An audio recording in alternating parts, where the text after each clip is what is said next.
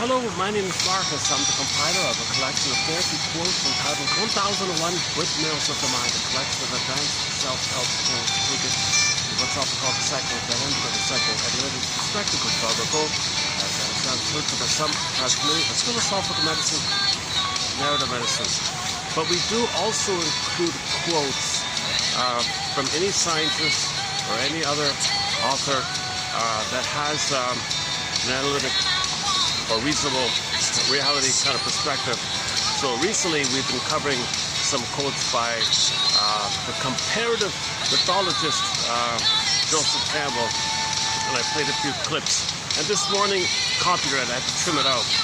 So go to the Bill Moyers interview with Joseph Campbell, 6 hours long, and I played about 15 minutes of it. Some good parts, I thought, like halfway through and towards the end, some of the best parts. So too bad I got trimmed out. But that overview, so he points out that all the fairy tales and myths out there, they're just variations of an underlying, universal, or elementary, primary, psychological inside, a psyche. Because we all have the same body, okay? We all have the same needs, child development needs. All babies come out of the womb. All babies want to connect with the mother, have a secure attachment cell, go through the developmental process.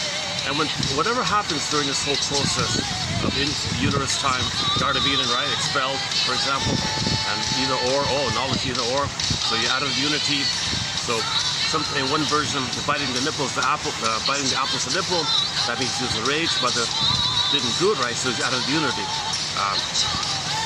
So child developmental issues and childhood trauma. This is kind of so early on, we don't really know it. So our stories on the outside reflect it, so we can connect with ourselves, know ourselves, understand others, what's going on like that. So this is universal. This psyche that everybody has is universal. That's why you can say we're all the same, Homo sapien, like that. So he makes a big emphasis on that. Now in local variations, when people create their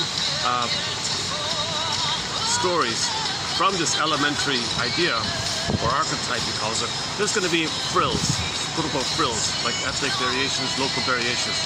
But he calls it like the mask, like that. But underneath it's the same. So that's a key appreciation.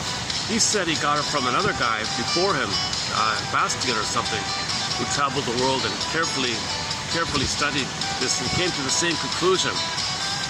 So Joseph Campbell picked up the baton, and for almost 80 plus years, he did the same thing.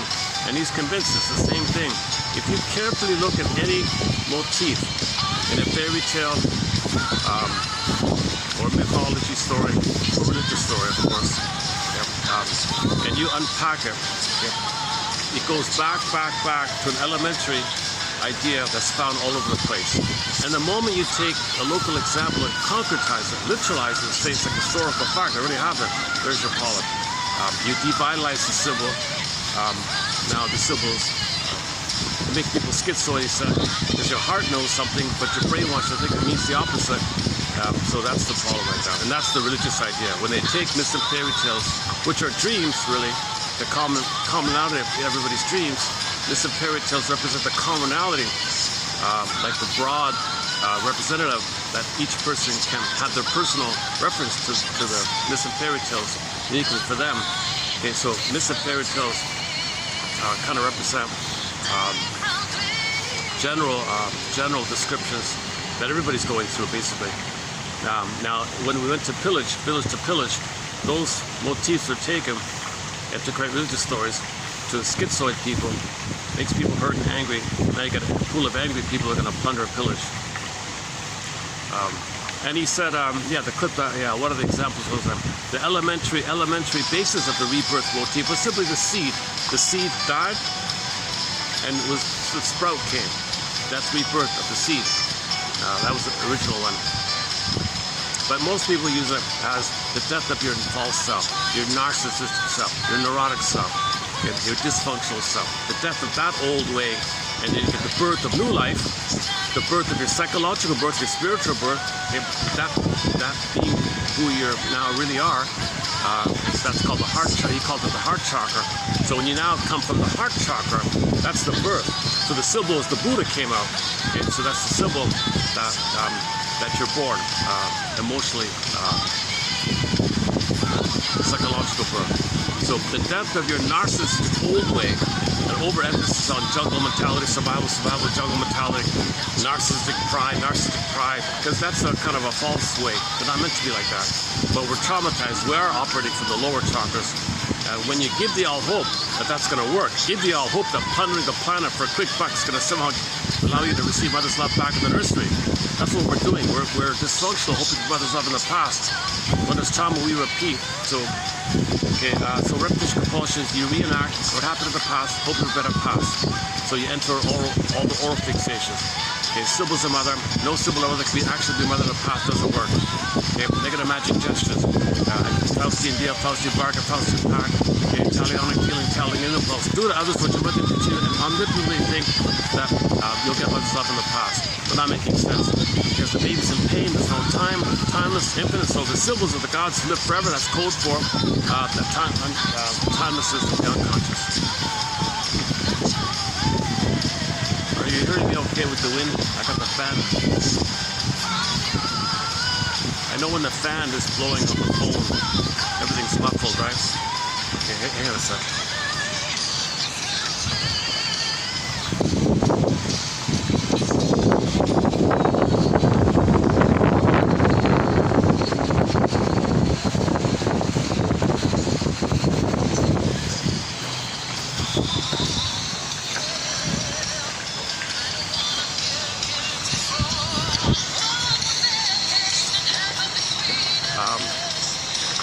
I don't think I'll do the whole overview in this video here. Check out the last video, that was okay. I ran through a 1 hour overview of repetition compulsion, where we hope, where we chase in the future for symbols of mother, hoping it'll actually be real mother in the past, because we're in pain and the baby doesn't understand mother hurt him. All he knows is the pain reached her mother. Pain reached her mother. Not remembering that mother hurt him because there's no cortex to have linear memory. He just has the basic thing, pain reached her mother. Babies are love fugitives from the love they seek. So enter the stress is too high, adrenaline is too high, enter dopamine to chase for symbols. Okay, but the symbol only triggers the blissful time when you had mother to bring up the happy chemicals up the past, above the pain, the chemicals go down, chase again to blip up the memories, the experience, the pathos, the good old days of when you wanted the mother. That flips up briefly from the fantasy idea, the triggering idea of the past when you were one with the mother, and when the baby was one with his mother, her mother, okay, he felt a lot of oxytocin and serotonin. So that's flipped up over the pain you're feeling. Okay, it goes down, chase again, flip up the past, it goes down, chase again, flip up the past, goes down. So that's why it's just pain management. Dopamine is just future, hoping that the symbol, you can get mother's love in the past. You don't know this, but the baby has to reach her mother. You can only reach the symbols of mother, hence our dysfunction. So we don't even realize we're doing this, right? So all the smoking, drinking, gambling, promiscuity, money, greed, and related to the oral fixations, or the so-called oral personality, quote unquote. It's all survival mentality. So the attitudes tend to be all or nothing, either or, my greed or your greed, jungle mentality. It's a kind of a primitive kind of thing. So yeah, Joseph, another clip. Actually, that one got through maybe from another interview. Joseph Campbell said, you know, our indigenous cousins, they're all one family, right? Things were slower back then.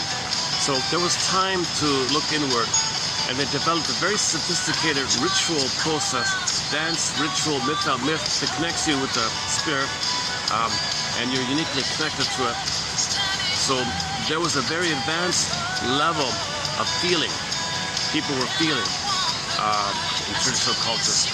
So from an emotional point of view, they were extremely civilized. Okay, don't believe the propaganda against them. Yep. Now, yes, from a mechanical point of view, they were quote unquote primitive. Because Joseph Campbell said, oh, I flew here by airplane. But, you know, they would have to walk here. So in terms of mechanical knowledge, it's primitive. But emotional knowledge, okay, the plunderers are the crude, primitive. violence, using violence to steal, and don't care. Like, and we say we're civilized. No, you're talking the primitive. The civilized means you have more advanced technology, but emotionally you're crude and primitive. It's kind of flipped on the other side. So the people who feel, that's going to trigger an immense amount of envy and jealousy, and they're caring, and they never got that. So they gotta. So there's opportunity. They're trusting. They want to give. You want to take.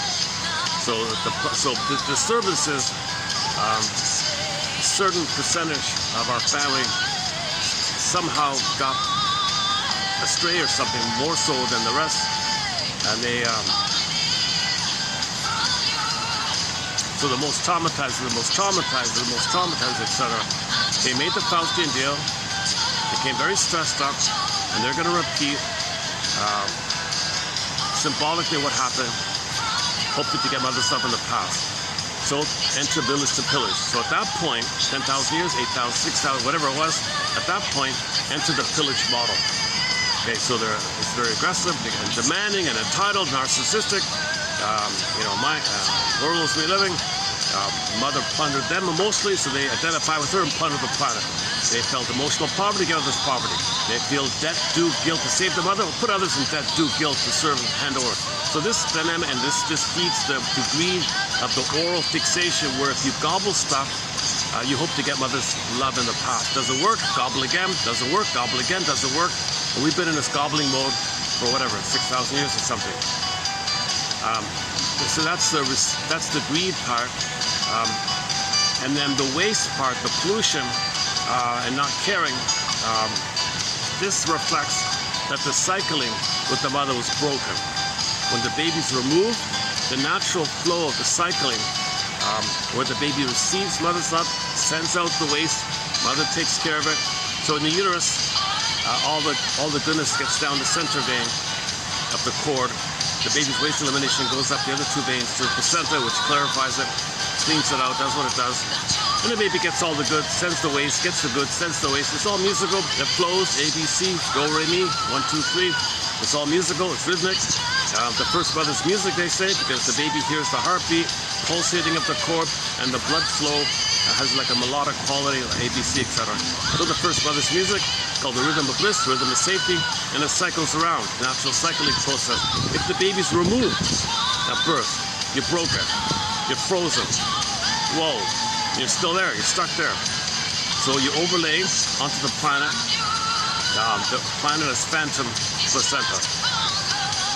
So grab from the planet and dump your waste. Grab from the planet, dump the waste. Because the cycling, that's where you're traumatized. It didn't complete the development got broken. Stunted development, arrested development, frozen development. So you're kind of repeating at that place, hoping it'll correct itself. But plundering the planet for a quick buck doesn't translate to having a proper cycling with the mother. So that's the prototype in the uterus. It continues for the first 4 to 5 months in the nursing time. Mother soothes him, rhythm of safety, rhythm of bliss, attunement, entrainment, tenderness, sweetness, softness, love, quote-unquote holding environment, loved and understood, accepted and cared for and welcomed. He's fed all this maternal libidinal life force from the mother. This is holding, he feels safe to be himself, he's loved, he's accepted. Okay, and then whatever signals of distress he sends out, mother picks it up, it soothes him. Mother's attunement, entrainment, mother picks up the signals, so the cycling continues up until 4 to 5 months. Okay, and then at 4 to 5 months, he begins to, quote-unquote, hatch out of the egg there, metaphorical egg, a continuation of the womb. In other words, the unity. Now, the unity idea continues up until 18 months, but he can walk now, so he's going to practice and broaden his sense of this unity. So now he overlays the breast mother or the mother onto the world, thinks the world's my oyster. That's the world's my oyster phase. So he feels grandiose. He owns the world. He's center stage. He's got motor skills. He's super baby, Superman, all that. Yeah, so that's okay. Let the baby have this grandiose phase. And then at 18 months, okay, he's older now. He's loved enough. He wasn't hurt during that time. Mother didn't rebuff him for it. He just kept him safe and distracted him. He said, "You're amazing, baby. I love you. I see you. You're great. You're nature's greatest miracle." Like that. I look forward to who you're going to be. A very positive, loving attitude for the baby. Respect for the baby's that the baby's a person in their own right. The mother sees that, and she's there for that. Then at 18 months, 36 months, the baby now has what they call the rapprochement phase, where he's not really psychologically born yet, but he's out of the narcissistic bubble, the solipsistic, narcissistic, grandiose bubble.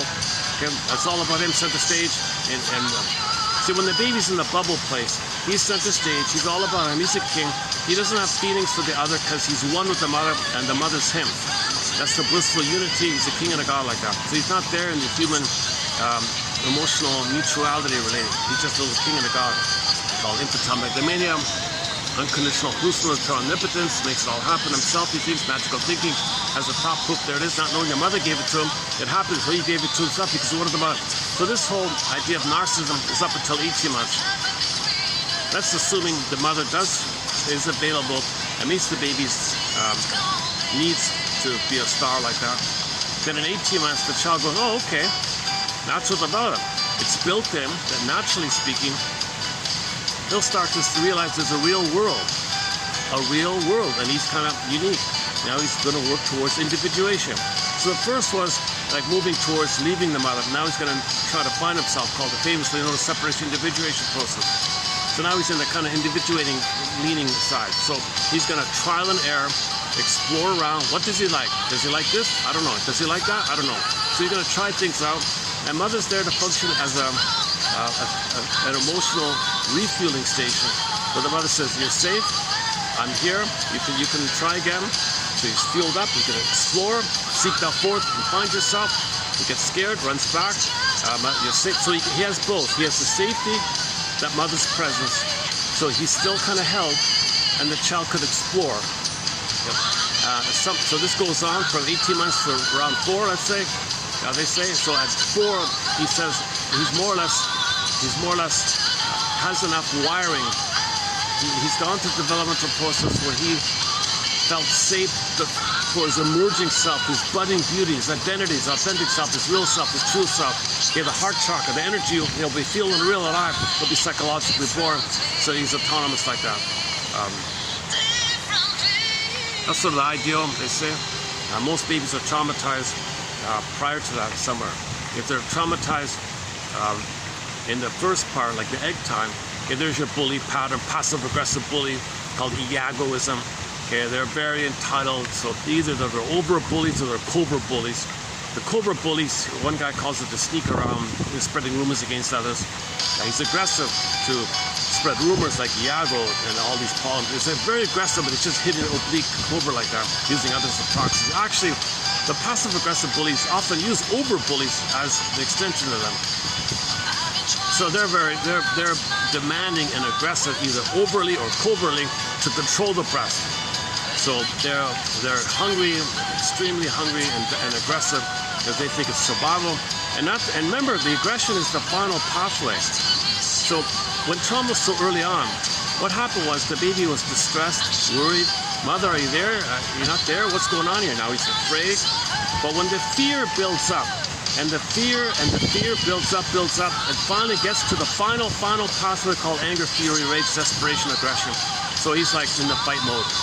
So these babies are kind of street fighting. Play the song "Street Fighting Baby" by the classic rock band Triumph, sung by Rick Emmett off their debut album.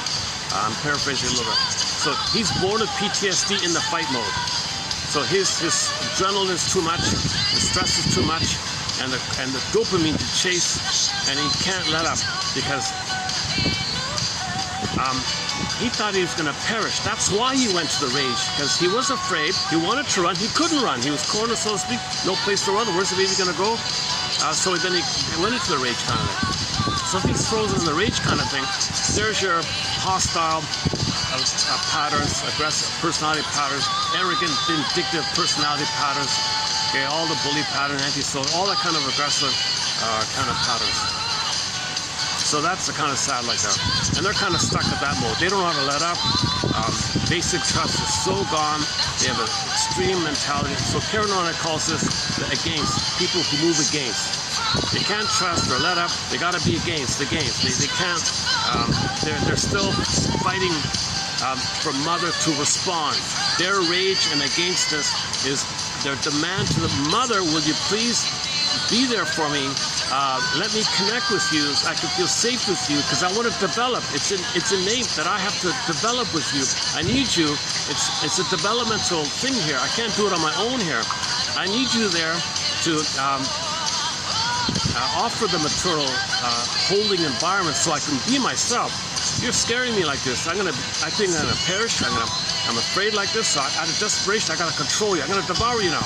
See, he has these devouring fantasies out of desperation. So his natural desire to live and love, when you add the tension, the fear, and the shame, and it builds up, and then it becomes destructive with those fantasies, EDIL. So the LIVE, at some point, the baby becomes EDIL, destructive.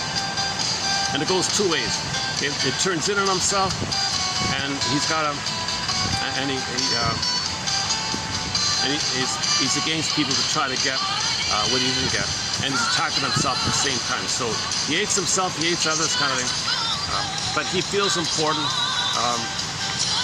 I mean, the identity is that you're still in the place of king and a god status. So when you're doing these things, you're still maintaining the only identity that all babies have at the beginning, the king and the god status. So, for example, the bullies are both gods and helpless infants. How do you say? The alcoholic, he said, is a god and helpless infant. At the same time, the alcoholic is a god and helpless infant at the same time. So that's his identity, but he's really, it's a desperate.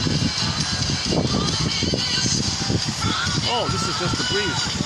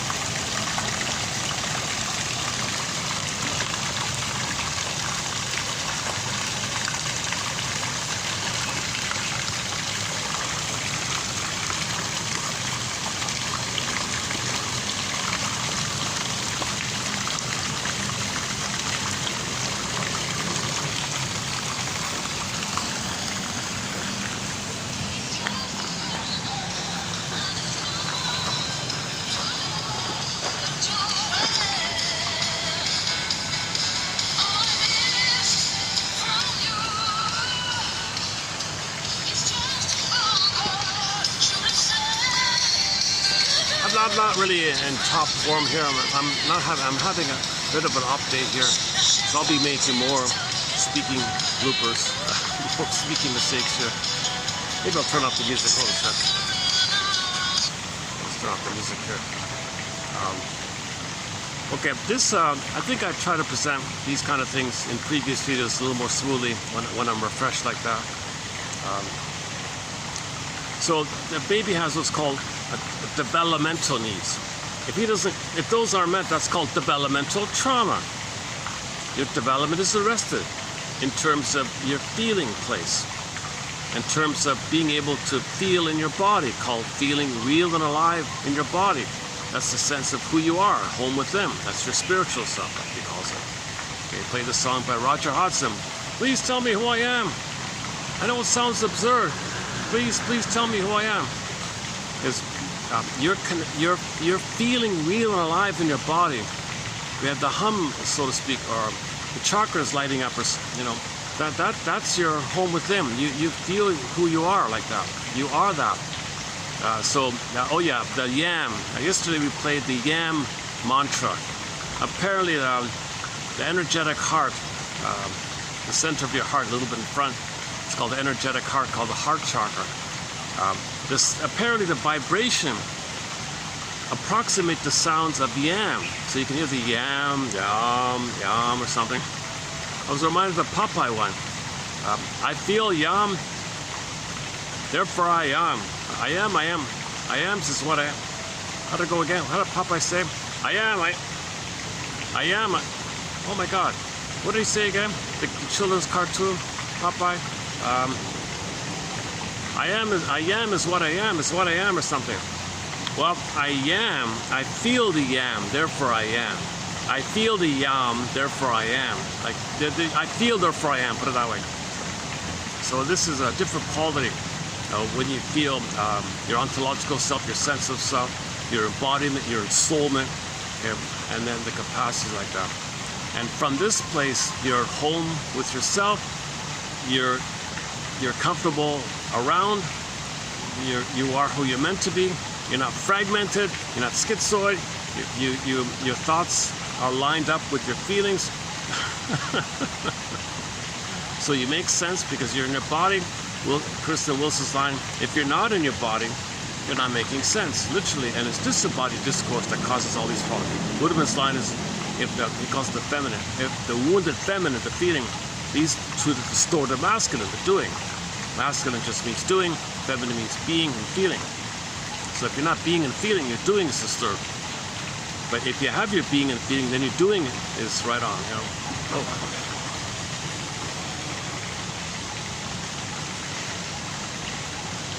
So this kind of psychology we're talking about is reflected in myths and fairy tales. Myths and fairy tales refer to these kind of things. The developmental process, what happens with this trauma, the defense mechanism we use. Now, the baby's in what's called primary mentation. So, when the baby's anger is blocked towards the mother gaslights it. Remember, the mother's looking for a better pass on her end. She's not available in the present. Baby feels unseen. The baby doesn't feel the mother's treating him like a thou. The healthy development is thou and thou, people to people. Yes, we're wounded, different masks. We're the same, but we may have unique traumas, you know. So when we sleep at night, everybody enters their own unique little world like that. They're going to face their trauma. But in the reality, we're one family with one earth like that. Pale blue dot.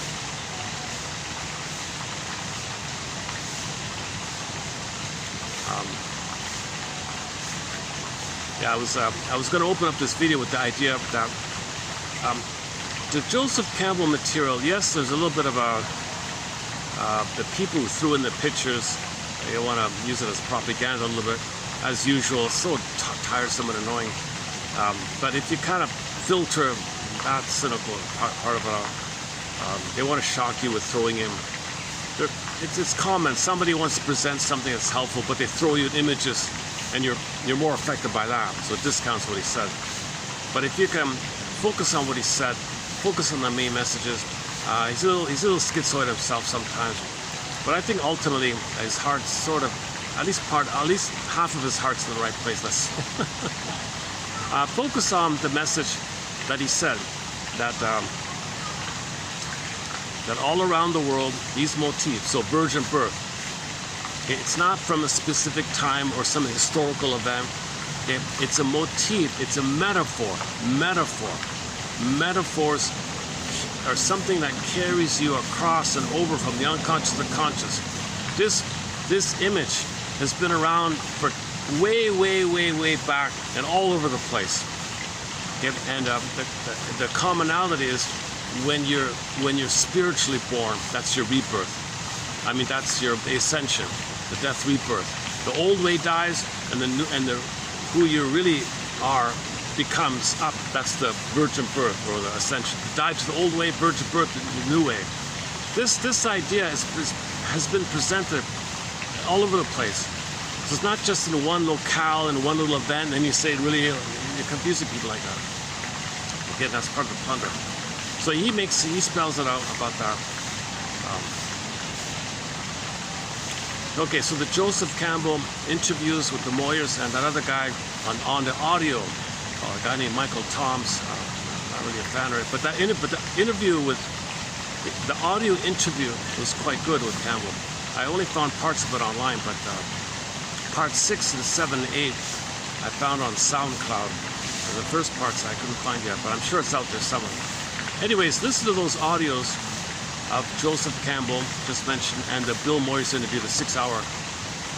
That's that there. And then the Carl Sagan clips, Pale Blue Dot, the latter part of it, and the other clip called The Reassuring Fable. So the perspective, right, the pale blue dot, this tiny, tiny infinitesimal speck of dust in this beam or something. You got this tiny little speck of dust. You look at that kind of perspective, that's our home. Like, that's our home. Like, come on. That perspective alone, oh my God. If we can just feel that perspective that he's trying to say, and then the members on it are all one family on that speck. Heraclides says the challenge is when we're traumatized, we project our fantasies outwardly as a way to not feel the pain of our trauma. That means we need to distort to not feel the pain of our personal trauma. We need to distort. There's the confusion and the problems.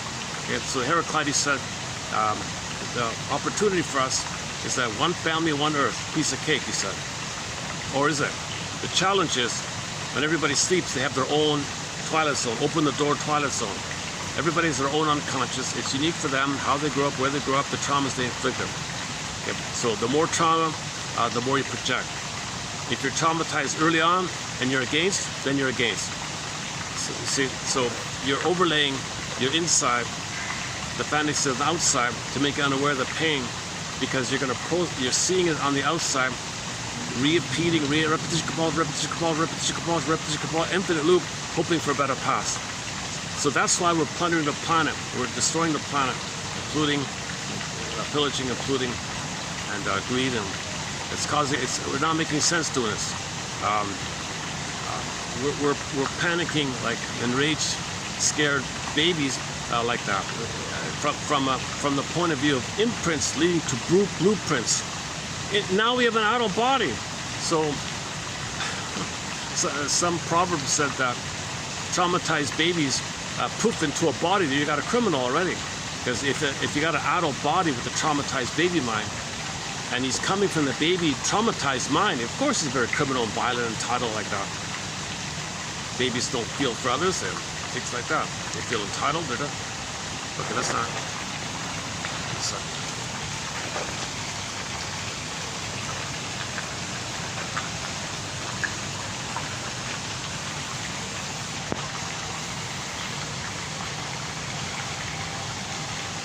Yeah, yesterday's video was not bad, yeah.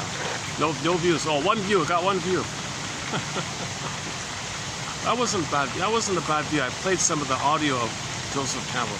So what I'm trying to say is, I found for myself the Joseph Campbell material I just rediscovered, plus those 2 clips of Carl Sagan.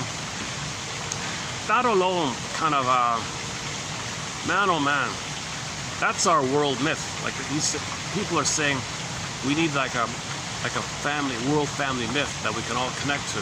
Oh, pale blue dot. What Campbell's saying, what Carl Sagan is saying. I don't know, man. The heart chakra idea, the yin yang symbol idea.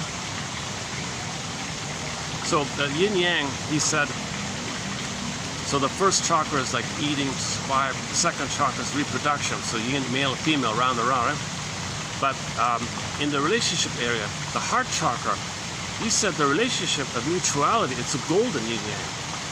So you got male and female for survival, but relating, mutual relating, it's a golden yin yang. And synonymous with the golden yin yang is the Buddha one. So that means you're coming from the compassion, empathy, feelings. Wow, like you're. So I think the Buddha image and the yin yang symbols, the pale blue dot, and some others, I think we can move towards a common universal, elementary, basic story for ourselves. So these symbols are meant to connect us with ourselves, so we feel quote unquote held by recognizing ourselves via these symbols. Remember, the symbols are not technically real, like mechanically real. They're unreal, but they point to something invisible that's real, which we don't see. We don't see how We don't see any pictures consciously of how the baby's one with the mother. And when he's hurt, he's expelled and thinks in either or. We don't see that. So we have a story. Oh, okay. They were in a garden, and then expelled with the knowledge of either or. So either or means the baby organizes his pain with either or. He can't tolerate the ambivalence of the mother. He can't understand that the mother's loving sometimes, frustrating sometimes. That's the same mother? I don't get it. Click, it's split, go to bad. He organizes it. He has no ego to recognize that the same mother can be both satisfying and frustrating, and it's the same woman. No baby can handle that. It's too much, so he organizes it with the either or. So there's the fall, okay, the fall. Okay, he was expelled from the Garden of Eden, or he fell from whatever, that kind of image. So those kind of images refer to this child development area where it's no longer unity and blissful oneness, it's now knowledge of either or, psychic splitting. So either or means, the shrinks call it psychic splitting. It's a defense mechanism to deal with the pain and the confusion. You think either or, it kind of manages it like that. That's a temporary phenomenon. In normal development, it gets resolved, called the depressive position, and you return to both and. Once you get both and, so-called depressive position, nothing about depression, just means a little ambivalence, a little confusion. Now you're seeing the third side of the coin. When you see the third side of the coin, you see people as humans. If you only see either or, then you think in the imagery of goddess and demon in the mind. Things are exaggerated. Get back to the demon idea. So the baby's rage is the demon. The demon's with them. The monsters with them. Monsters of the id. Id. What's the id? The id is the elementary basis of the unconscious. Yep. So the monsters of the id is your own rage, which is a cry for love, unanswered. You turn to yourself. It's hurting yourself, but it's a cry for love to the mother. You hurting yourself, it's the perverted twist around that really you're trying to reach for mother and want her love. She wasn't around, became enraged, destructive, blocked, turned in. So that's the condition to have a hope for mother. You gotta hate yourself. Yep. Now enter dopamine to chase for symbols. It doesn't work, but the symbol gives you the old chemistry, which blends in with the pain. The blending in of the pain initiating the cry for which gives you the happy chemicals of the past is called psychic masochism. You don't know this, major crime, you confess to the lesser crime of pseudo-aggression. So the dopamine is this rescue station, pseudo-aggression, confess to the lesser crime. So you have defensive needs, neurotic pride, neurotic needs, and you're entitled and you have excuses, and it says to the ego, give me excuses, you need to know, we can't know this. So you're going to spend your whole life in a neurotic manner due to the psychic masochism. Okay, the only way to get out of the pain is to get the pleasure mixed in with it. So you're in pain, trick up the pleasure that's in it. So chase to trick up the pleasure that's in it. And you're doing this rigmarole. It's called The Misery Machine by Mark Twain, or The Rigmarole, or Psychic Masochism by Berger, one of our mentors here. And the top layer of the cake is rationalization. Okay, so this is you just say something to fool yourself, to be unaware, but need to know. So the id says to the ego, come on, throw the person a bone, throw him a red herring, distract him. Don't let him be aware of this, because we're in pain, got out of pain. Remember, the baby's in pain, he's reaching for mother. So he looks to the cookie for mother. Don't let the cortex, don't let the person interrupt this, because we must believe the hope that the cookie's mother in the past. So just give him some little cute little thing to say to himself. It's on sale, good enough. And then so on.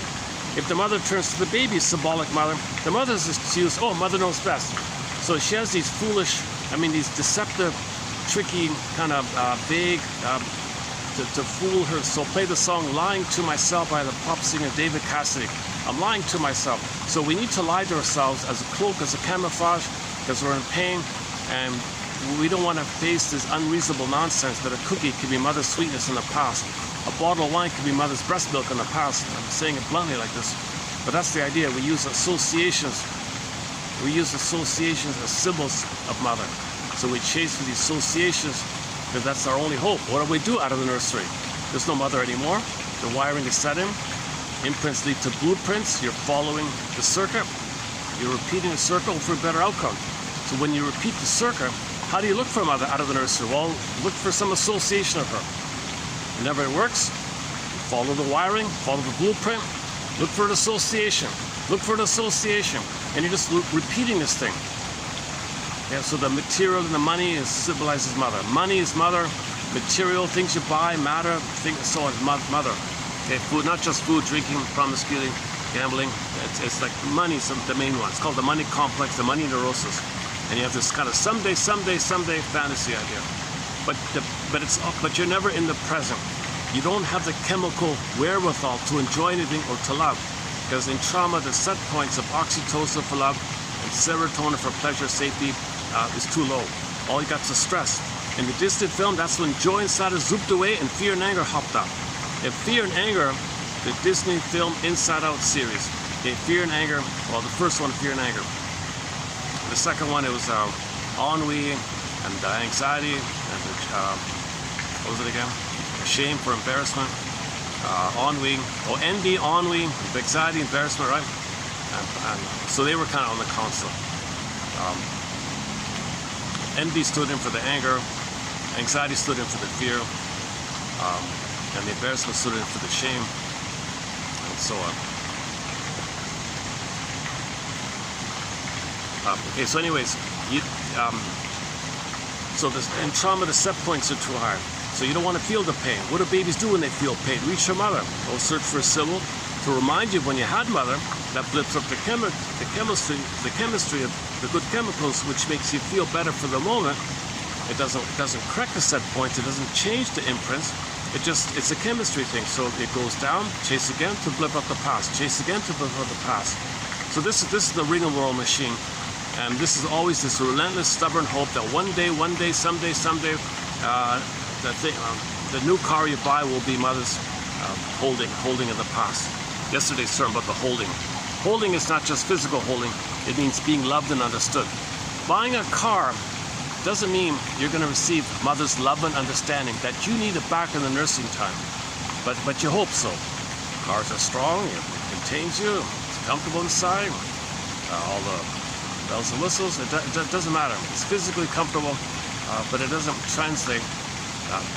You associate, could it be that if mother held me like I feel held in a nice car, could it be that maybe this time I'll get mother's love and understanding, like emotional vibrations of human relating, human,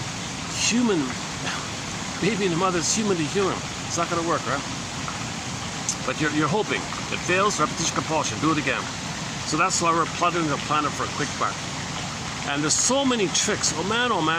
There's so many excuses we say that it's okay to do this. I just heard another one today. Oh man, oh, it's awful. So the things we're saying to ourselves, so typically it's, I don't want to run through it, but there's a whole long list of what they call rationalization. Something to fool you, something vague enough, something to confuse you, and you go, oh, is that what it is? Oh, I don't know. And then, so it worked. So that's called rationalization, when you want to give the appearance that what you're doing is okay, to cover that you're not. So it's not okay to destroy the planet for a quick buck. When we have a rationalization, oh yes, what we're doing is right. It's exactly, the field made me do it. That's the latest one, the field. Well, that's the latest trick. Oh, the field makes, the field wants it. It's like in the old days, it'd say, yeah, the man upstairs wants me to do this. Oh, now it's the field. The field. No, that's the most sneaky, petty, cynical thing to say, to do it like that. I like, some of these speakers they seem friendly enough to say this, some of them, but I think there's some real subtle thing going on. My understanding is, we're the only conscious ones, and the healing is with our conscious participation. Our consciousness is the healer. So the consciousness gets us to the place of the reality that there's one earth, one family. That would do it. So that's it. That's the natural thing that takes place. To get to our reality ego, we got to build the ego, strengthen the ego, enhance the ego. Okay, so the more you can, the way that works is the more you can accept your feelings, your ego is strengthened. The more you strengthen the ego, the more it will come to you, the more feelings will come to you. That strengthens the ego. When your ego is stronger, you'll be able to reclaim and re-own aspects of yourself that you had to deny and bury due to trauma. So when you reclaim, you're becoming more embodied, you're becoming more yourself, you're becoming more real. As you strengthen the ego, you get more. Strengthen the ego, get more. It is a positive looping thing. So that's the dynamic. Where it was, ego shall be, and as ego shall be, it's enriched by the new unconscious coming into the ego. Psychoanalysis looks at an egg and a basket that's missing. So we weave the basket, that's the ego, and the egg, the potential feelings come to us. And it's a positive loop where you reclaim and re-own your feelings. So you wake up in the morning, you get a dream, okay, it's telling you about it's telling you about your relational pattern. So you're more aware. You're trying to now know what you couldn't have known. You're trying to now feel what you couldn't have felt. Okay, you wake up in the morning, it's telling you your fantasies of your homeostasis, like your psychic structure, tells you your psychic structure of where you're set at. Like you might have wish fulfillment and you meet your wishes and your dreams like that. You get your homeostasis.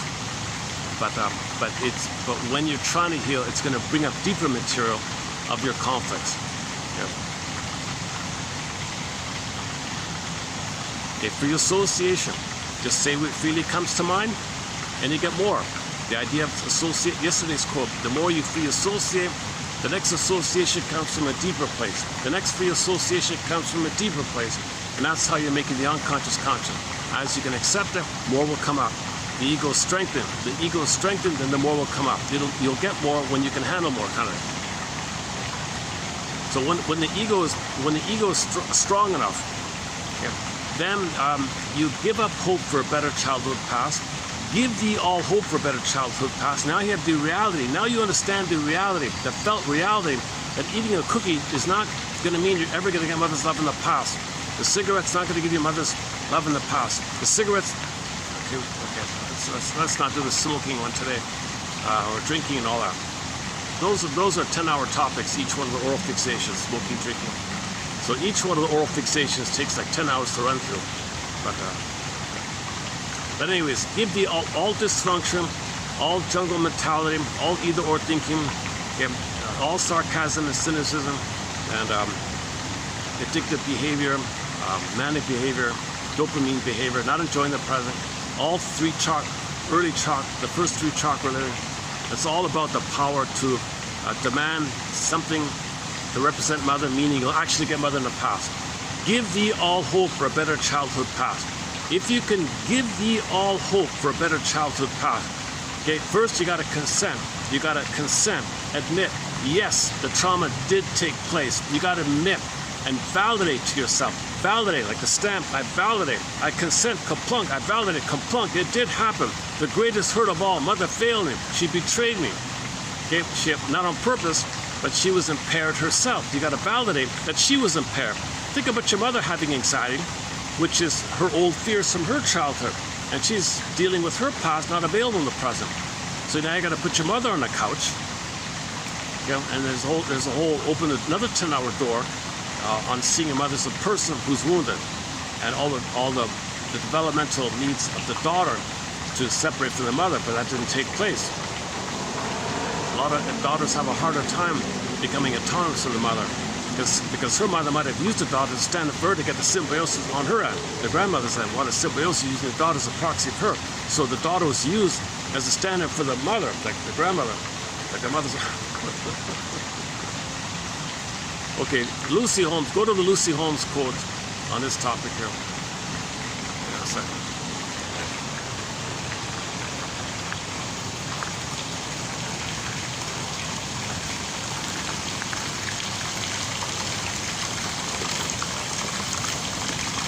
Once in a while, they put a fence between the two for some reason. I don't know why they're doing that.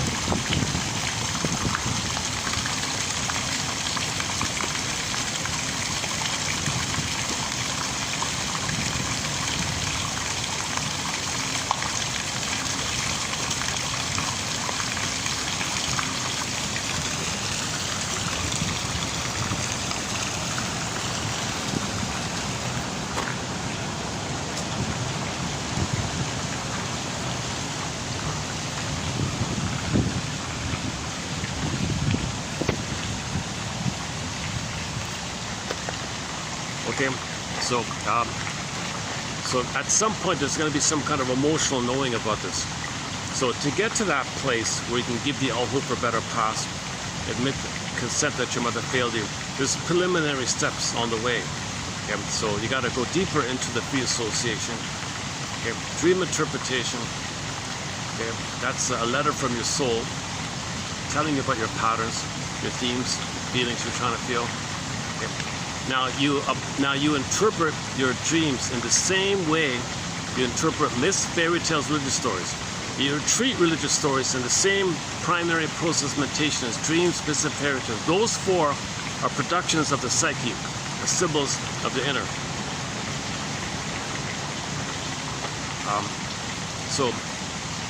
You got to resolve either or thinking. That part of the understanding helps you to get both and thinking. That's the whole topic there. The guilt complex, you're not guilty, but we believe that in the baby's diplomatic effort to get along with the mother. He feels he's guilty, defective, wrong. He's not. He's not in debt due guilt. So we got a whole 10-hour topic on the guilt complex.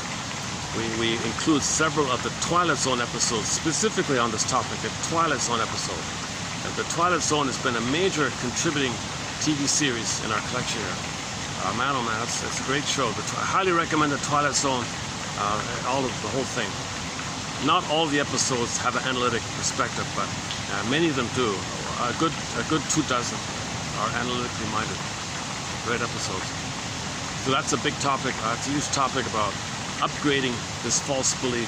It's a deep, deep thing. You're not born guilty, sinner, bad, wrong. No, the baby wants love, but when he's hurt, he's got to see the mother's good to account for the pain. He thinks defective, shame, no good. And now that's called pain. He can be punished, guilt, due, because he thinks mother wants him to save him. That's like a debt. Do I gotta save you to get your love? I owe you, so I gotta win your love, mother. No baby should try to win their mother's love. That's the problem. When mother using the baby because the mother wants the baby to mother her, baby ends up thinking, I gotta save her first before I can have a loving mother. So I'm always like, do like that. Okay, there's a whole topic on that area. Family systems theory. So yesterday, Murray Bowen about the dispersal of the energy between the two onto the third. The family systems theory. And Teachworth's book, Why We Pick the Mates We Do, about the couple imprint. So you might play one parent and marry somebody to play your other parent. Recreate as above the imprint that you remember of how you internalized how your parents related. Where you play one final part to play the other and recreate the continuation of your parents. This whole topic. And there's more. There's way more. But anyways, you're in the Twilight Zone, you're in the labyrinth, you need a thread, okay? You need a reflecting shield. Perseus, reflecting shield, sword of discrimination, sword of servant, the thread. And finally, okay, you get to the Minotaur. That's your rage at your mother. Sometimes you look at the Minotaur's face as your face. You're attacking yourself. So you gotta unblend and feel the anger that your mother failed you. Okay. It's called the mourning process, working through process.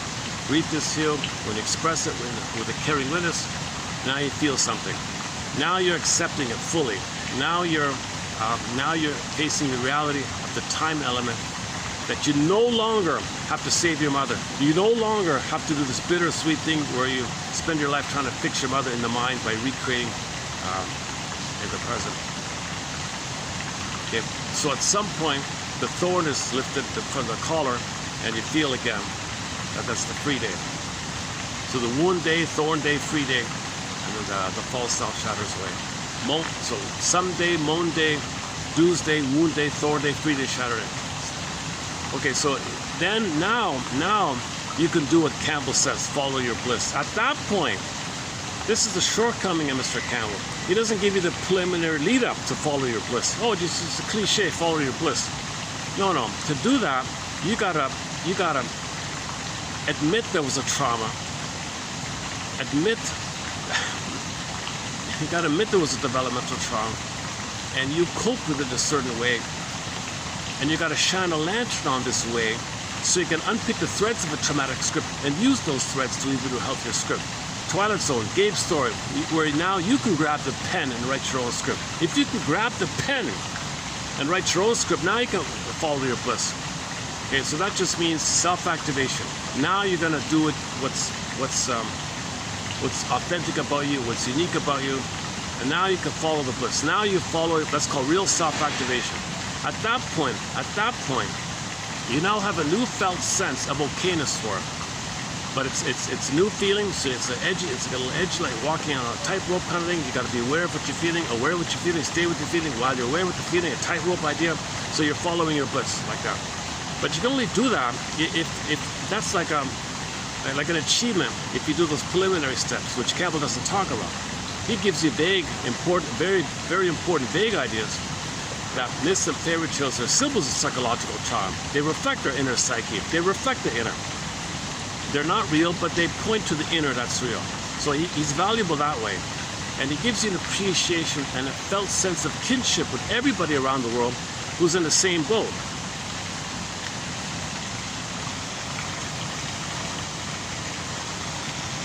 I.e., everything's love or a cry for love. Every baby expects to be nursed and held, so we're in the same boat. We're homo traumicus. Trauma sapiens. Homo traumicus.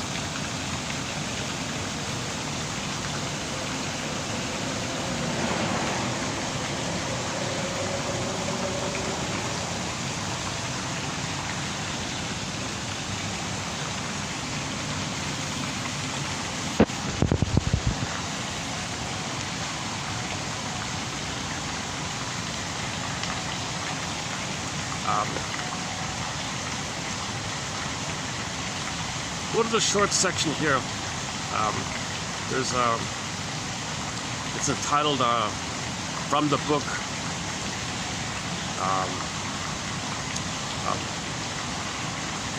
Theories of Counseling and Psychotherapy by Eliza Jones Smith, and there are 4 self-help exercises there. That's a good one, I thought.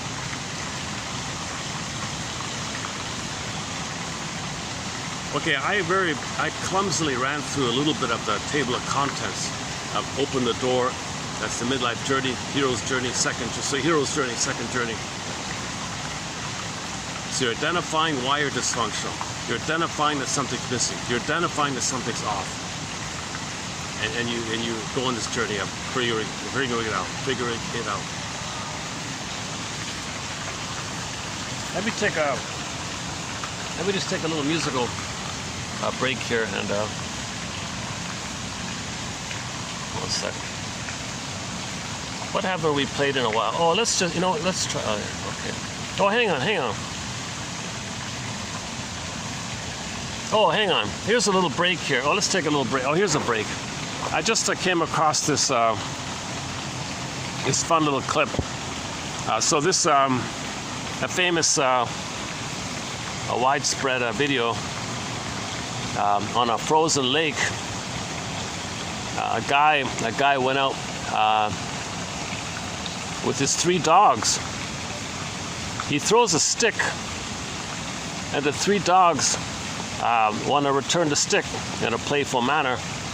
Check this out. It's kind of fun.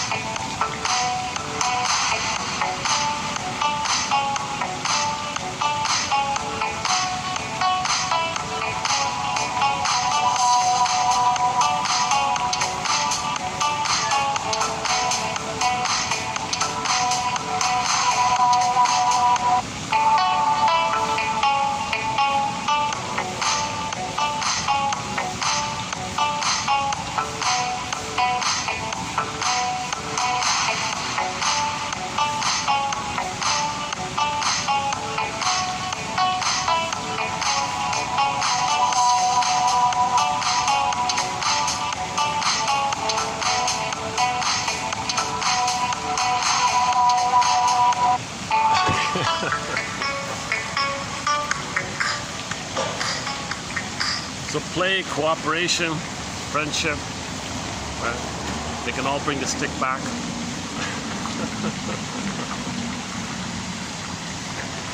So the first dog was so eager he slipped and they all arrived at the same time. They didn't fight with each other. They figured out a way, how could we all carry the stick together and bring it to...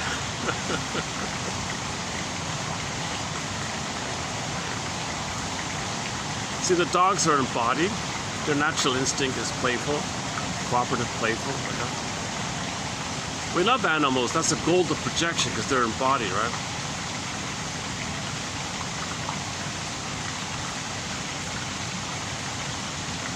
Okay, where are we here? Yeah, okay. Let me play a song. Hold a second. Let me take a break here.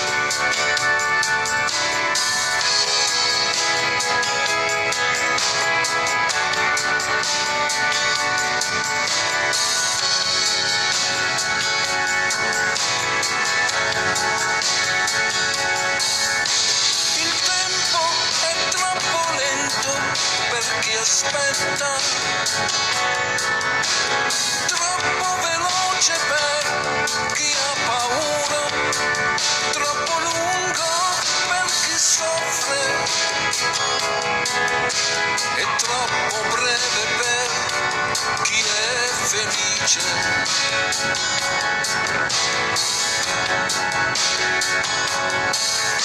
Il tempo stende un velo di magia sui ricordi e sulla nostalgia, sui grandi amori profumati di fiori e sulle certezze di giovani cuori. Nella pietra e nel vento, nel piacere e nel tormento, nella gioia e nel rimpianto, nel silenzio e nel canto.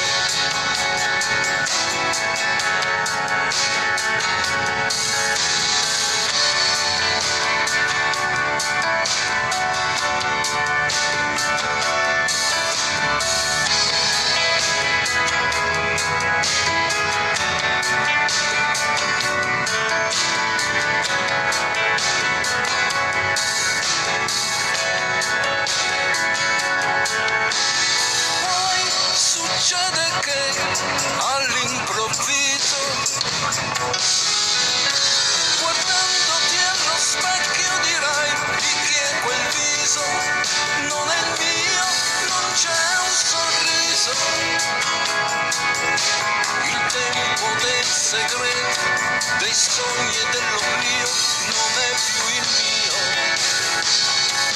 Nella pietra e nel vento, nel piacere e nel tormento, nella gioia e nel rimpianto, nel silenzio e nel canto, nella pietra e nel vento, nel piacere e nel tormento, nella gioia e nel rimpianto, silenzio e nel canto.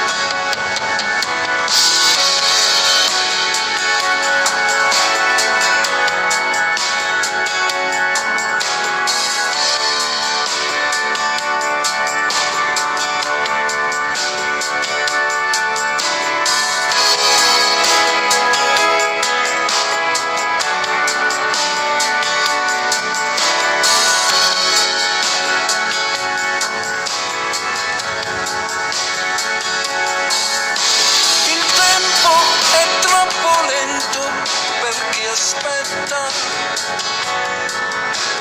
troppo veloce per chi ha paura, troppo lungo per chi soffre e troppo breve per chi è felice.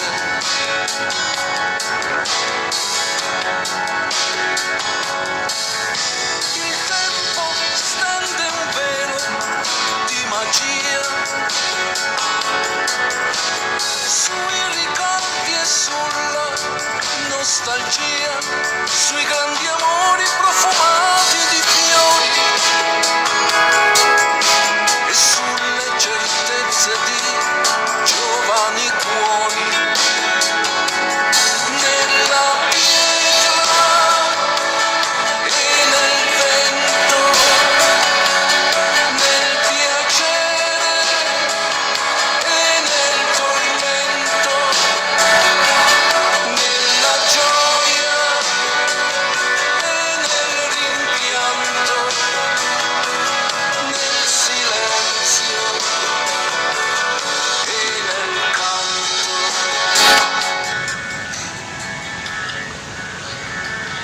Okay. Let's run through today's batch of quotes here. So we'll be doing 3211 today. Okay, this is a lighter load here. It's one long quote from a self-help guy from the recovery movement area. So I guess he helps people with like alcoholic addiction or other kind of addictions. So he's an addictions counselor of some kind. I don't usually include this kind of material, but he wrote kind of clearly. So let's give it a try here. Addicts are known. Okay, I'm using the term just broadly, like you could be addicted to hate, cynicism, sarcasm, either or thinking, greed. You could be addicted to negative attitudes, jungle attitudes, addicted to narcissism. Narcissism is an addiction. The bullyism is an addiction. Passive aggressiveness can be an addiction too. The knee-jerk reflex thing. You're just doing it automatically, so you just can't help it in that sense. So not only substances, beliefs and attitudes. All addictions are oral fixations. All addictions are oral fixations, he said there. Addictions are known, addicts are known to be out of touch with their emotions. Yeah. So you're out of touch with your emotions because in the oral phase of development, if that developmental thing was traumatized, the baby's oral needs weren't met, let's say, mother's love and understanding, or the pin goes on the collar and the emotional body goes flat, that means you're out of touch with your feelings. It's called alexithymia, no words for your feelings. In ancient Greece, they used to call it aphemolexia, no feelings for your words. So you're out of touch with your feelings. So you're feeling, but you're out of touch with it. So there's a panic. What do I do? How do I manage this? So you do some manic thing. Like the lady who had a loss and went on a motorcycle barreling down the highway manically because she couldn't admit the loss of her feelings. So you do something manic, chase, or numb, with a cigarette, tranquilize, or soothe with the oral, milk, like cheeses and things. There's comfort foods will be in there. Okay, addicts are known. So, or just people who are very traumatized, PTSD, developmental trauma, right? There's a lot of overlap here. To be out of touch with their emotions. They have difficulty feeling certain emotions as well as naming them. Okay, if you can't name your emotion, that's alexithymia. No words for your feeling. I can't name it. At the least, you want to name your sensation.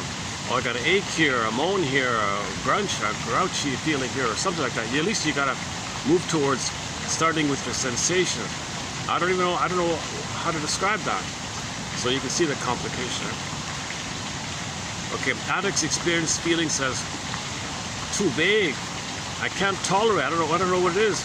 Some dispersed, vague, annoying, overpowering sensation, and they can't control it maybe.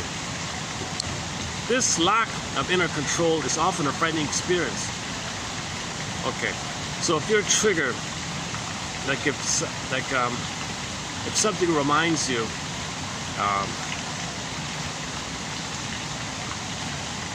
like you liked somebody, you were triggered that somebody reminded you of your mother,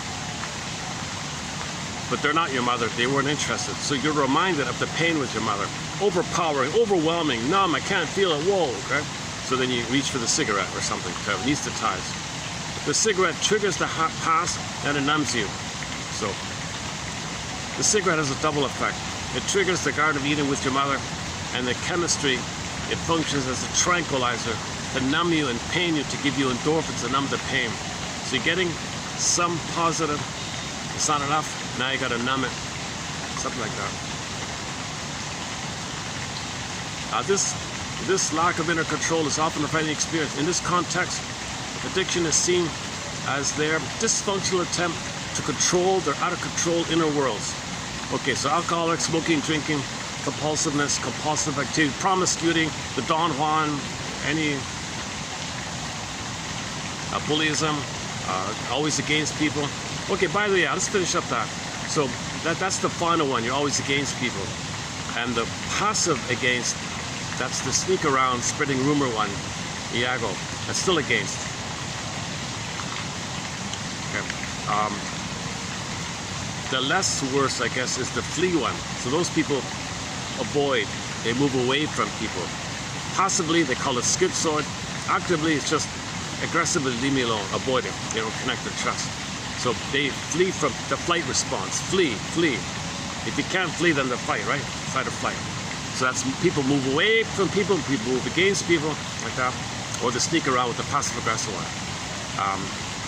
Now, if the child had some hope that maybe it's okay to reach for mother, he might move towards people, clinger, pleaser, codependent. What do I got to do to please you? So they move towards people like that.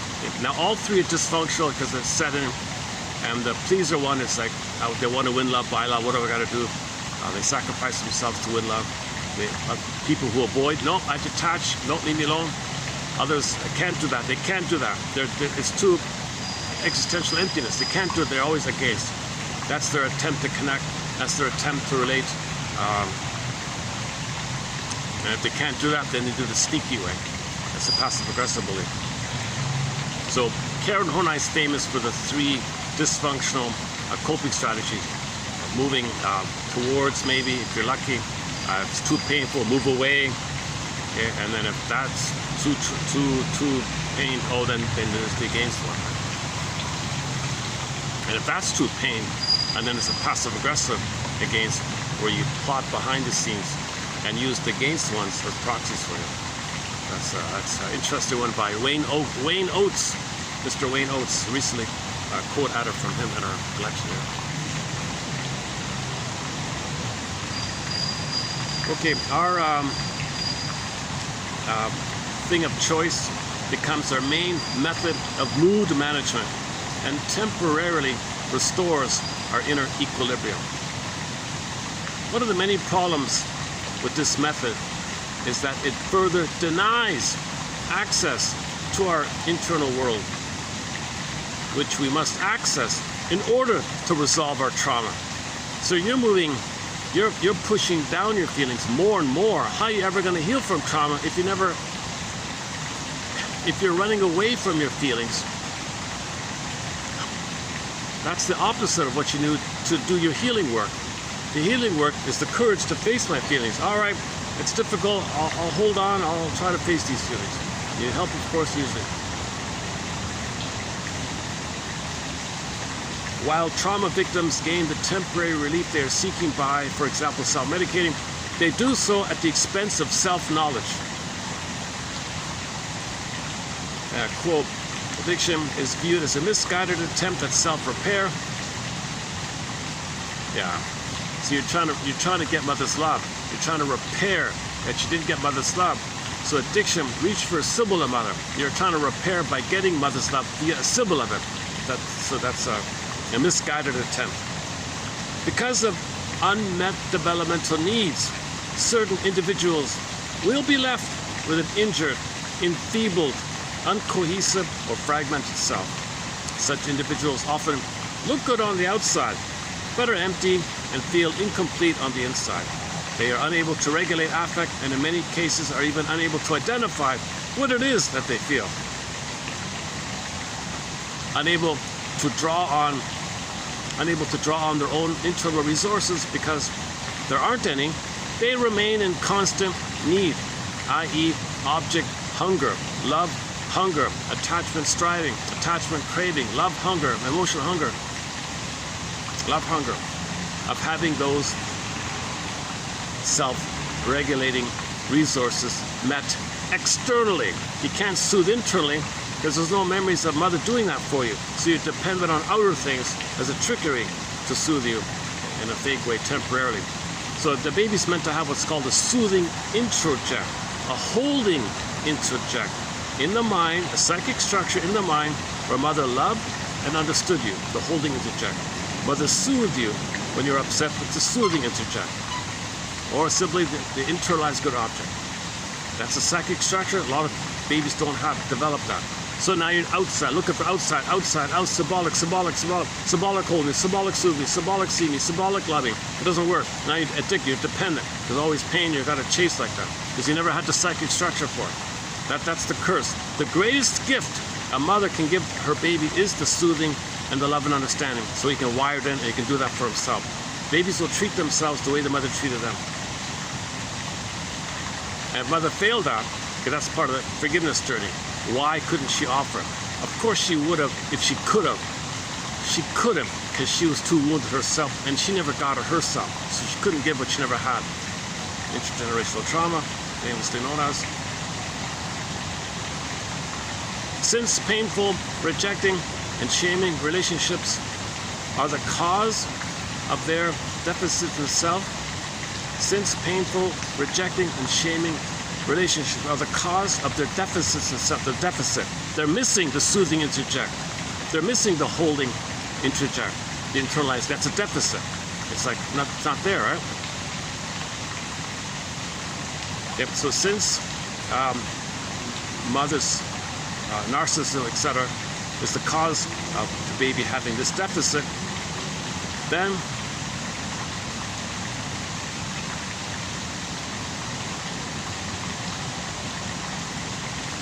since painful, rejecting, and shaming relationships are the cause of their deficits in self, they cannot turn to others to get what they need or have never received. Okay, so they can't trust people. So they can't turn to people, and no person can do what the mother should have done. So it's a real jinx, it's a real curse, it's a real fated thing. These are rough cards you're dealt with. The child is dealt with really rough cards to never have been loved like that. Derivation of needs and object hunger leaves them with unrealistic and intolerable affects, they call the abettive depression, that are not only disturbing to others, but shameful to themselves. Consequently, things like alcohol, okay, food, promiscuity, overwork, shopaholic, etc., these external and other external sources take on a regulating function while creating a false sense of autonomy, independence, and denial of need of others. So here's a false sense, I don't need you. I go to the vending machine, I put the coins in the machine, I can choose the thing I want. Ha, I got it, I don't need you. I'm important, I'm a king and a god. I'm omnipotent. I control the mother, I control the ability to press the button on the vending machine, and I get the thing, kaplunk, I win. Same with the casino, you feel important. Same with reaching for the beer bottle or wine, cookie. Any of these kind of things. You feel important doing these things, and the attitude is you're important. I mean, you're doing it yourself, you're autocratic, like that. And you're going to control the cookie, you're going to control the vending machine selection, so you feel important, or you're going to control the casino lever, whatever. So it gives you some, a false sense of autonomy, a false sense of autonomy. Addiction is an attempt at self-help that fails. The same idea. Okay, he quotes from this Flores here, quote, "What makes matters even worse is that the addictive process becomes autonomous, a kind of functional autonomy. That's the misery machine. It's like a mechanism going in, this mechanical, automatic. And what drives it is the pain. What drives this machine is the pain. It's cranking it out. Janov calls it the pain pump. So it's kind of going on like that, almost as if it's autonomous. And it kind of takes on a life of its own. The withdrawal from authentic emotions and alienation from the self, that, fill in the blank, whatever you're doing, induces, leaves trauma victims helpless before their own internal world. And the learned helplessness of the trauma victim is thereby reinforced. Addiction becomes a vicious cycle. The more we medicate our unresolved pain, the less able we are to deal with it. Addiction then creates further trauma that also remains unresolved. The result of years of unresolved and repressed feelings and trauma. The result of years of unresolved and repressed feelings. The result of years of unresolved and repressed feelings and trauma is that many addicts reach a point where mere feelings associated with health become unbearable. Yeah, so you can't follow your bliss. It's unbearable to follow my bliss. It's unbearable to self-activate. The idea of being healthy Oh my God. Wow, like you're going back. It was a pseudo comfort for so long, you're gonna lose that, and you gotta go back to where you left off. Oh my God, right? That's why the more you delay it, the more you're away from the point of picking up where you left off in your development. So this is famously known by Masters' axiom: self-activation triggers the benefit depression, which leads to defense.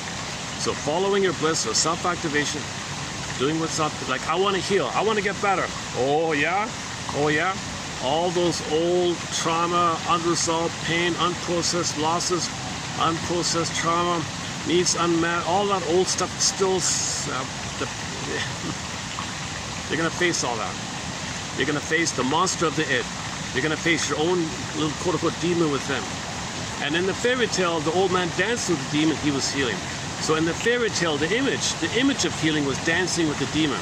So in the fairy tale called The Man Who Lost His Wen, W-E-N, told by Alan Chinen, one of those 4 books of his, the story was the old man went up to the top of the mountain one night. Weather issuer say he stayed overnight, hid in a tree for shelter.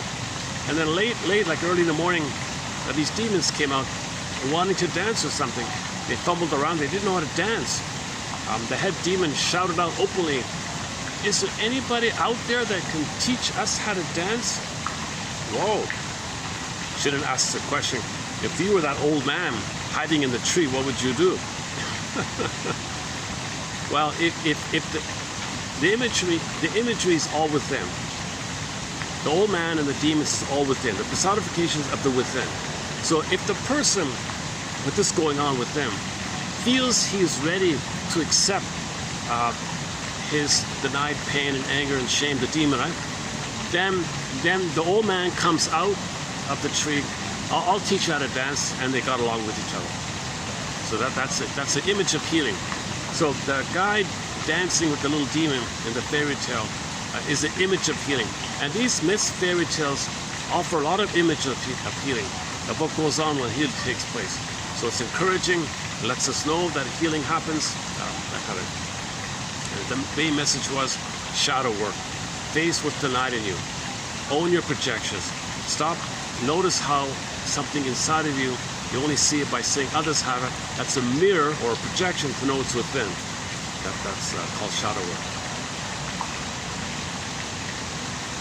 And when you get your heart chakra open, then you have the spiritual birth, and he calls it emancipated innocence. He calls the virgin birth or the rebirth the emancipated innocence. You emancipate your old innocence, but you're older with the wisdom. So you're older and you got the old feelings. That's the birth again. Something like that.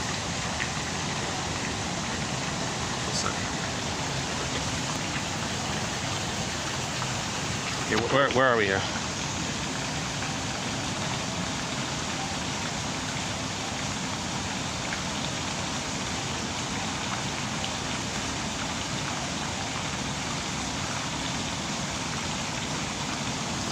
Okay, here we are. Okay, the result of years of unresolved and repressed feelings and trauma is that many addicts reach a point where mere ideas of wanting to heal triggers too much abandonment depression. This enlightens us as to why even a very good self-help book can't help us. Literally, at this point, the addict has lost all volition of his inner world and behavior, and now sits in the passenger seat of his dysfunctional psychic bus. He's not driving the bus, he's a passenger, and his neurosis, his addiction is driving the bus, and he's just a passenger. Becoming emotionally literate and dealing with unresolved trauma. If this doesn't happen, our addiction may continually migrate, seeking dysfunctional ways to deal with the unresolved trauma. Why we reenact our early traumas and adult relationships. It's an attempt to make the unconscious conscious. The reenactment of trauma is often seen when addicts enter into relationships in early recovery. Okay, from this perspective, we see why relationships in early recovery are disastrous. Addicts in early recovery are by default attracted to someone who will reenact the unresolved trauma. Okay, so I guess if they join some like AA group or something, there's a lot of people who are also traumatized. They're attracted to this stuff. So they get into instant relationships and recreate the trauma. That's why you have to abstain for that kind of, abstain from that. From this perspective, we see why relationships in early recovery are disastrous. Addicts in early recovery are by default attracted to somebody who will reenact the unresolved trauma. When the trauma is reenacted, they lack the emotional maturity to cope with the resulting emotional turmoil, and then often revert to the coping skills they know best. To deal with our unresolved issues and unmetabolized pain, we must become emotionally literate. Emotional literacy. Acquiring the ability to accurately tune in to our inner world, to put feelings into words so that they can understand these feelings within some form of psychological context. You have a pattern, do it again and again, start it back then, that's why you're doing what you're doing now. You got a pattern, you learned it back then in childhood, and that's why you're doing in the now what you're doing now. It's a famous loop like that. A very famous three-point model, right? You have a pattern. It began in the past, the origin, and that's why specifically you're doing exactly what you're doing now, and you see it alive here now, example of your pattern. You got a pattern. It began back there, and that's why you're doing this now. That's a very important key three-point. So a lot of three-point models in psychology. The earlier one we mentioned in this video is Masters' axiom. Self-activation triggers the past pain, and then when there's pain, you revert to, you do something to get away from the pain.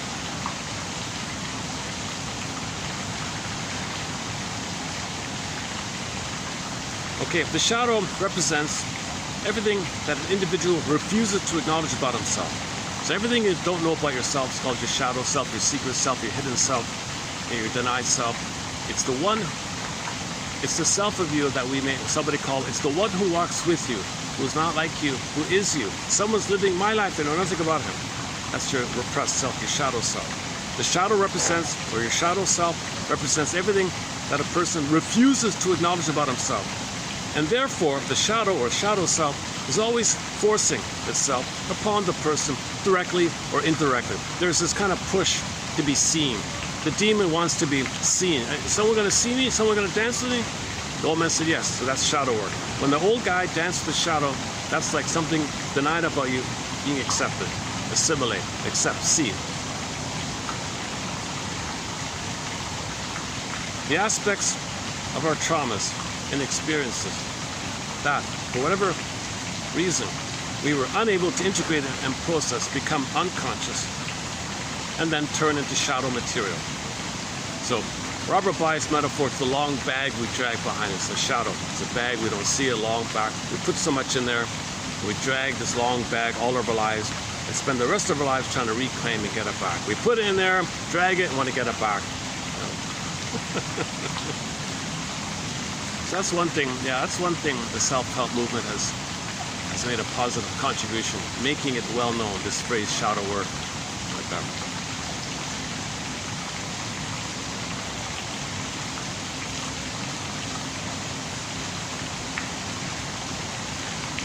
Shadow represents everything that an individual refuses to acknowledge about himself, and therefore the shadow is always forcing itself upon him, directly or indirectly. So, to know what's in your shadow, just feel so safe. What pops into mind when you hear the word mother? Speak, speak, speak. Oh, it's popping up.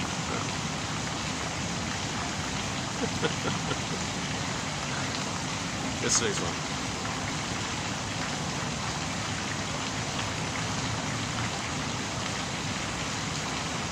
We repress, reject, deny, or project this shadow material onto others. Moreover, addiction by default creates vast amounts of shadow material. If you're an addict, you got a lot buried in there, right?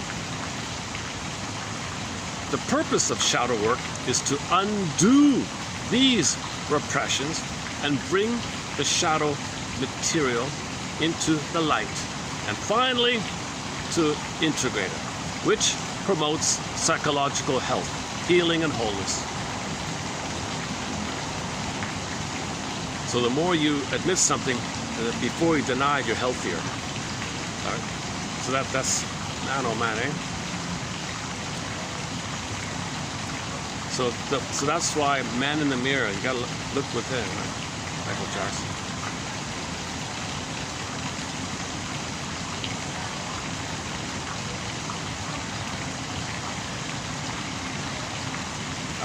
One client had a kind of a BPD bully kind of personality or something. He finally admitted, I thought people kind of liked the drama I created. I thought it made their lives interesting.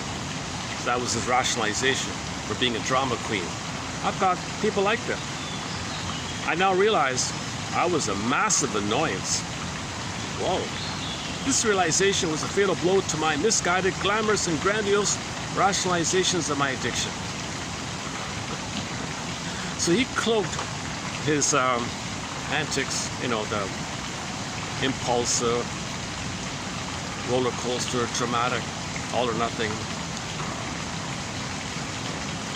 intense, short term, filled with lies and drama, crazy making. I thought people liked that. Made their lives interesting.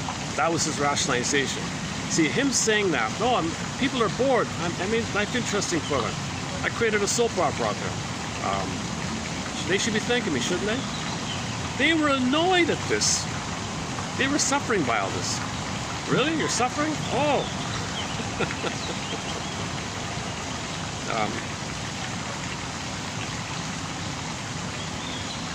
Where's it here? Where's that guy here? This thing keeps moving on me. It doesn't stay put for some reason. Sorry. Still not used to this thing here.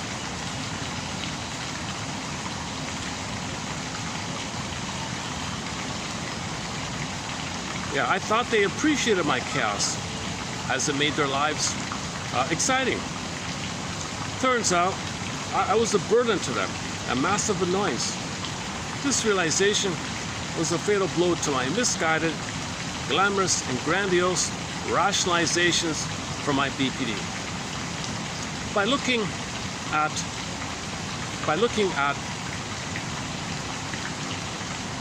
our part in situations, right? If we look at our part, our role, we start owning our projections and may realize the reason we may not like a person, place, or event is that we have disowned the characteristic we resent in them in ourselves. So projection means you don't want to admit it's too shameful to hate it in yourself, so you say others have it. Back to the famous Confucius quote. When I'm in a party of 3 year students, when I'm in a party of 3, I always have 2 teachers. To the one I admire, I study from him. To the other in whom I see traits I don't like, I search for those traits in myself. So even Confucius knew about projection way back then.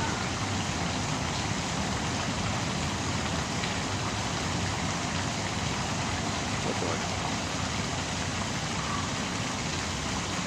But by looking at our part in resentments, we start owning our projections and may realize the reason we resent somebody is that we have disowned the characteristic we resent in them in ourselves. Yeah. You are what you despise, sings the lead singer of the band Delirium in the song Self-Saboteur. Can't you see, you are what you despise?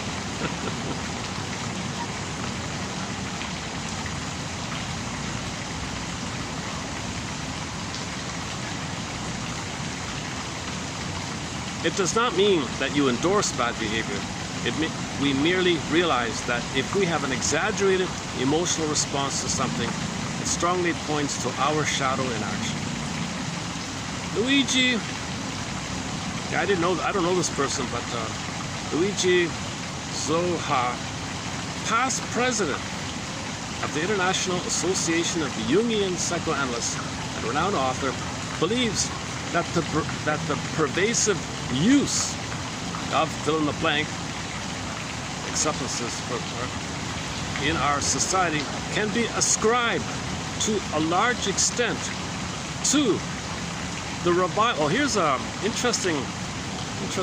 We're talking about Joseph Campbell, and people have rituals. It connects them to themselves, to the community. We know ourselves, one family. We understand ourselves. We're connected to nature. We feel held together. We feel safe together. We dance. We act out a myth. We act out a story, ritual. So this is a natural emotional health like that. You sit in a circle, talking stick, call them the directions. Okay. Name your ancestors. Joseph Campbell said one chief would do the smudging. So he'd take it like a smudge, hold it up to the sky. Okay, Great Spirit, you're gonna smudge. Okay. So then, north, south, east, west. We're gonna set the intention. Call them directions for the center, like our heart chakra. So this is you're affirming yourself somehow. So because we don't have rituals, he thinks addictions is a symptom of that. Addictions are like a mad cry because we're missing what we're supposed to have. We're supposed to sit in a circle. We're supposed to. People mock, oh, you're beating the drum. Oh, little children are beating the drum. Ha ha. No, you're supposed to sit in a circle. Set the intention of creating a holding space. Remember holding space? Because we're growing and learning. So you set the intention of the container. You sit on the floor, cross-legged or something. There's some kind of intention like that. Oh. So you're creating that kind of space. They call it a holding container. So you're creating the container. So everyone feels safe and loved and understood when you create a daily container. Every day, or whatever it is. How many times are there? Somebody said, indigenous people seem to always be doing a dance or ritual. They do it every day, twice a day maybe or something. And we don't have any of that. So people are lonely and disconnected and who am I? So, maybe in the future, if we tackle this topic on the tattoo area, I'm guessing maybe one of the reasons, maybe, question mark, I'm just guessing here, maybe it's this similar idea.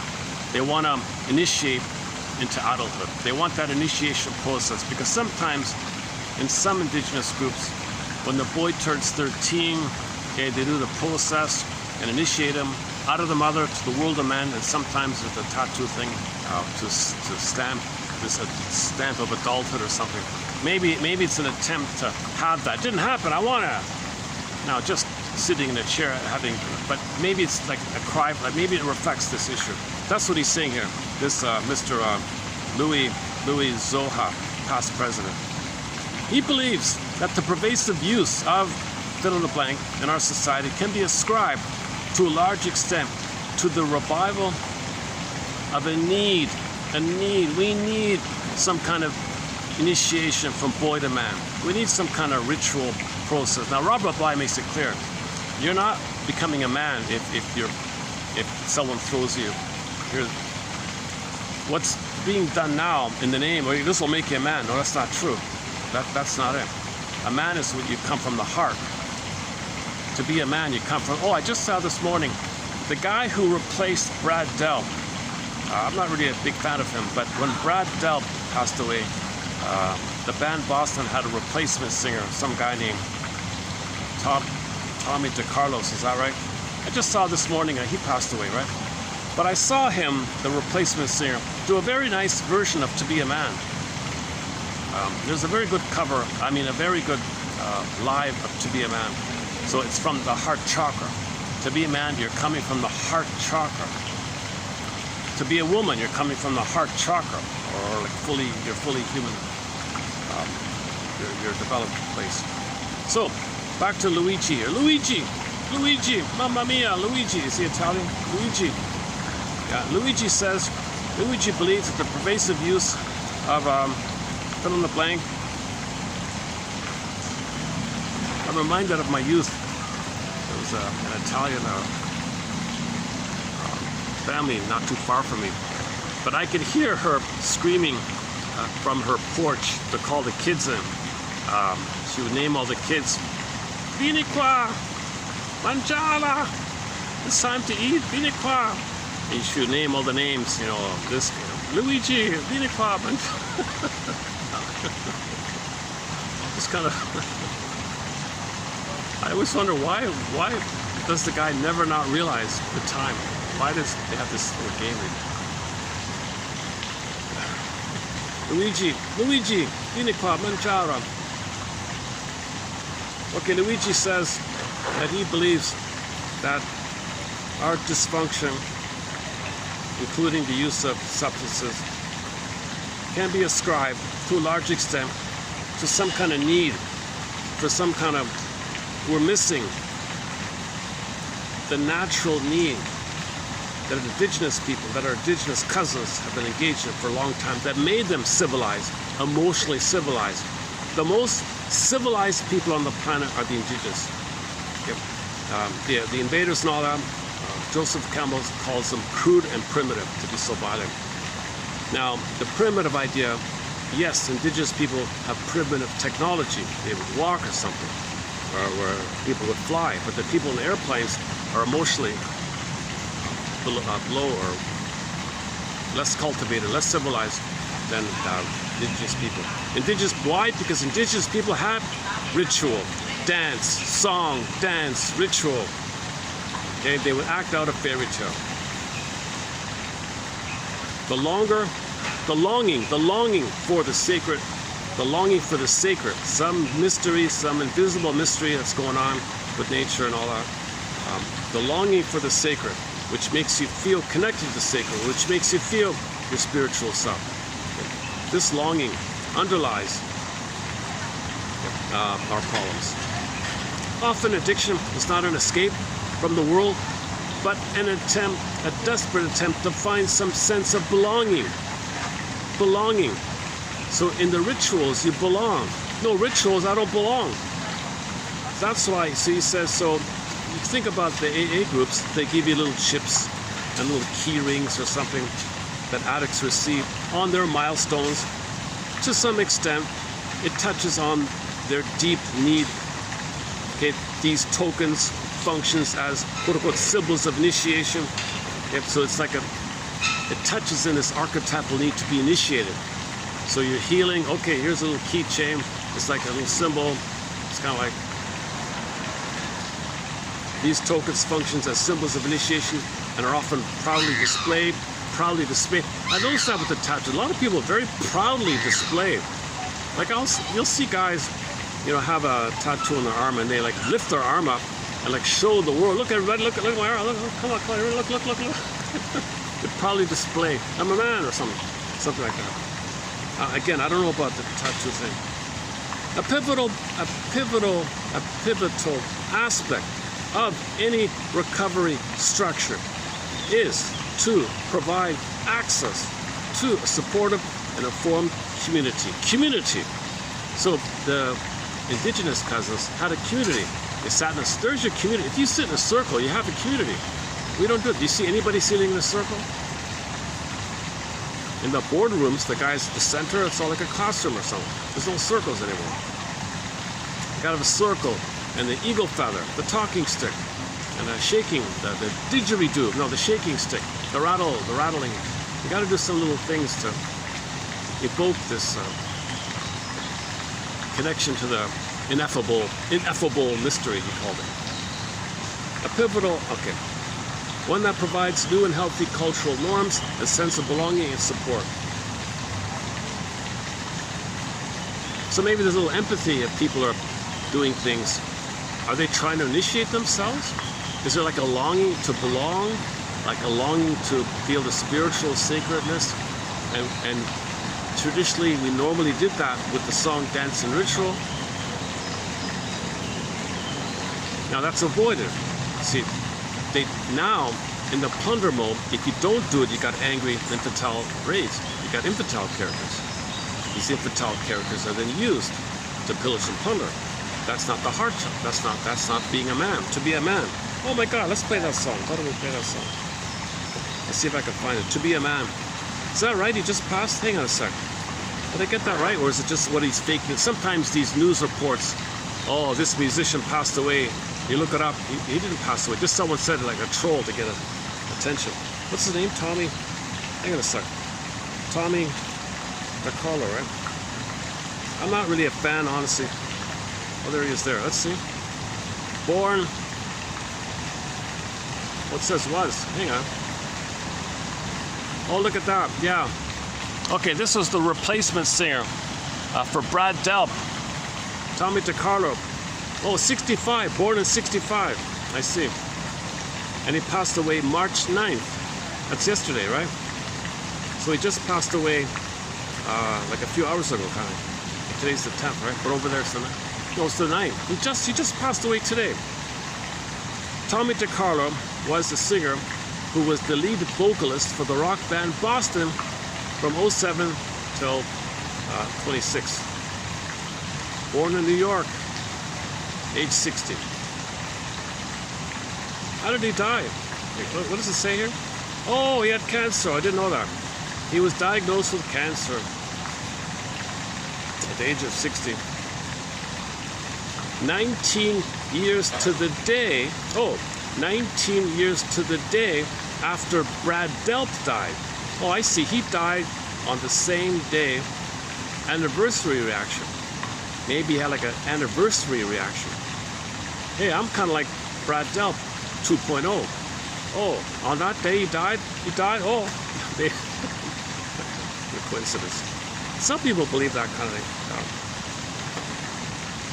No, that's a good day. They got a good photo of him there. I'm not a... He does look a little bit like Brad Delp. He does look and sound a fair bit, but not quite. Yeah, he had a bit of a... He did have a bit of a... He was slightly like a... His attitude was a little negative, I thought. Later. Maybe now we know why. He was in pain the whole time. But...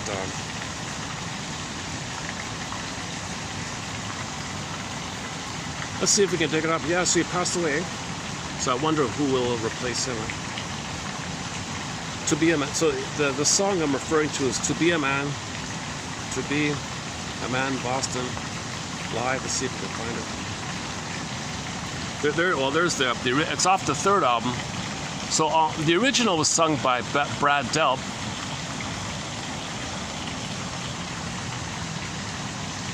Let's see if I can find the live one. And show a little respect to Mr. DeCarlo. You know, he was an unknown. He posted himself singing on social media, and the Tom Schultz guy saw him. Oi, yeah, come on.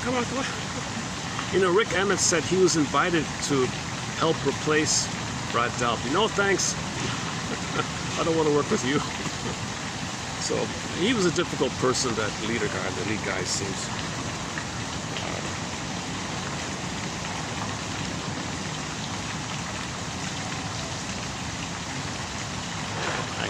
Which one is it? To Be a Man. Let's see. To Be a Man, 2014. Is that it? I don't remember which one I'm referring. I don't remember which one it is. Okay, give me a sec to find. Is it this one? 2014? I'll wait for the ad. Hold on. Déjà arrivé à votre destination, notez comment se déplacer et comment le faire d'une manière pour marcher. Voit tous vos points Asia vous permettent. Is it this one?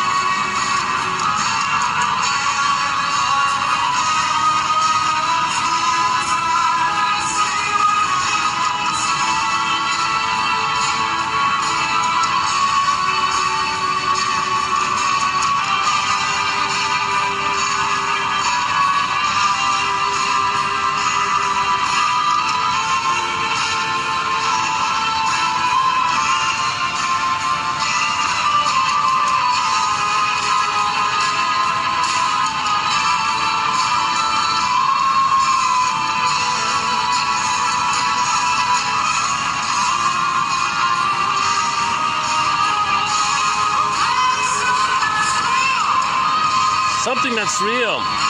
It's what you feel.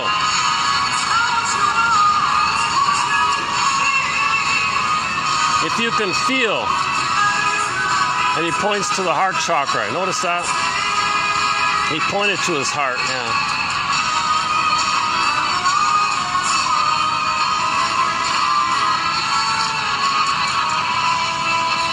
So I know that's what a man can be. But whatever trauma he has, we don't know.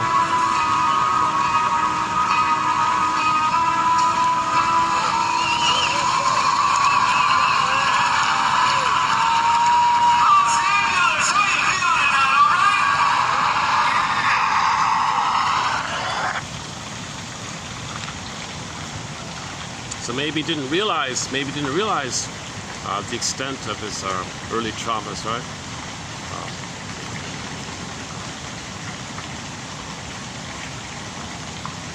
So yeah. So a lot of people think that anything physical, most of the time, it's considered your trauma and the anger attacking yourself. So you are attacking yourself. So the cells attack the cells. I don't know. Some people believe that. Some people believe that even cancer is psychosomatic. It's just so hidden, so subtle. It comes out some way. If you're angry at your mother and it rebounds in, it comes out in some symptom, in some form, twist, variation, in one form or another, and one of them can be this. So I'm not a doctor. Disclaimer. I don't know. Johnny Sarno offers popular self-help books that your anger that rebounds in has a physical effect. Psychosomatic symptoms reveal and conceal you rage at your mother. It goes in the body. So it'll lead to one of the symptoms. Not just backache and hypertension and skin conditions, or it can lead to organ trouble. And some people think it can go as far as the cells area. So if he knew, when was this 14? 6 plus 26, 30. Oh, I see. So he's only 30 here or something. So he didn't know, eh? So maybe didn't know. Poor guy, 60 years old, eh? He still sounded pretty good, even near the end. He did have a, he does share kind of a depressed tone about him, like Brad Delp. Brad Delp and this guy here, they both had a bit of a sad look to them a bit. A super nice guy. Brad Delp is considered the nicest guy in rock and roll, right? He was a very friendly, nice guy, very articulate, very polite, real gentleman, all that. Perfectionistic kind of guy. See, that perfectionism, he was trying to be a perfectionist, right? That means you criticize yourself when you make a mistake. Oh, I made a mistake, criticize myself. I made a mistake, criticize myself. Maybe that can lead to those kind of issues. Oh, there it is here. Oh, I see, yeah. Oh, there's the headline I saw. Boston lead singer Tommy DeCaro dead at 60. Yeah.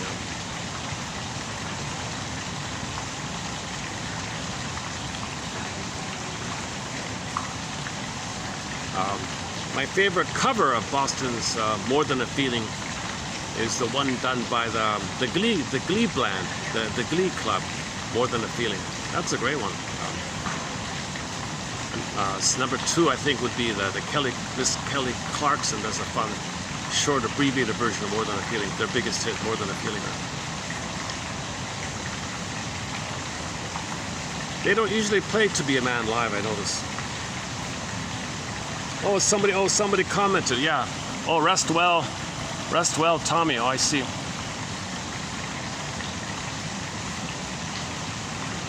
11 hours ago. 11 hours ago. Okay. So roughly a day ago, right? My goodness.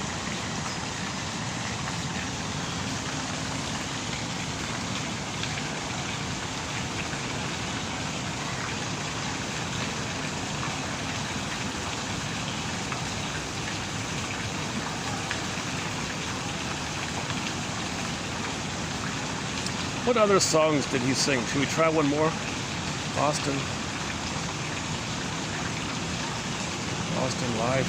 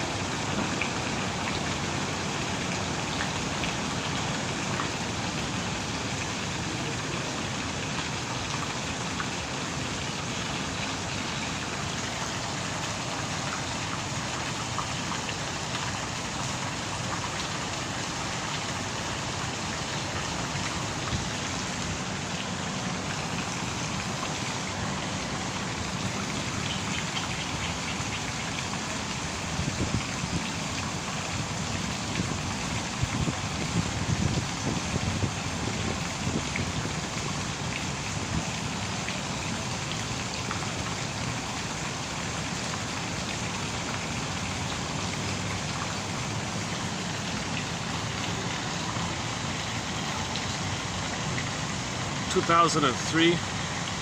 Let's just randomly pick something here. Let's see.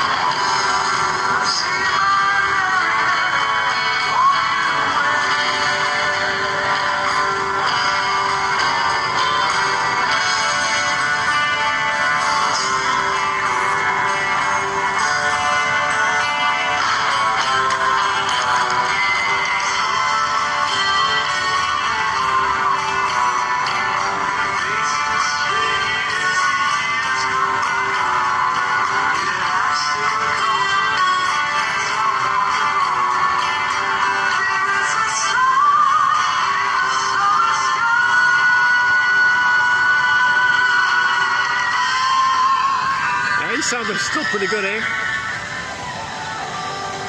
So that's roughly at 40, I guess. So that's when he was 40, right? Yeah.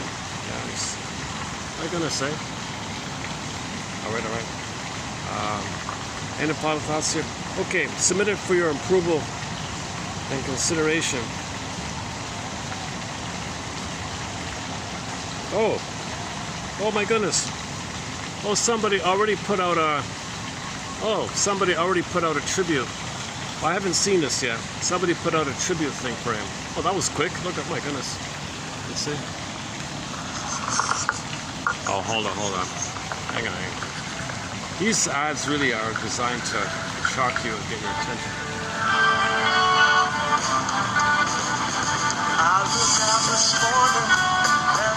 Well, that's Brad Delp, the first one.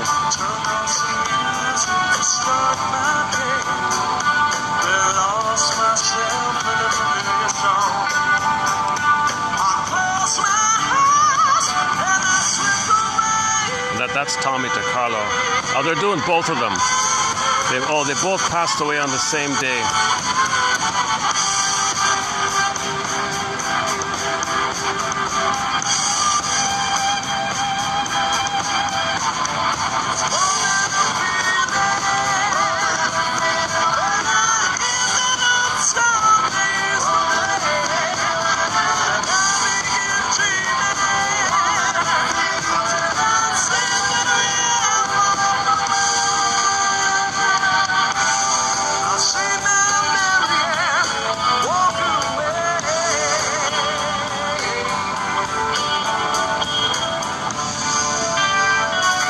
They look alike. Hey, that's Brad Delp.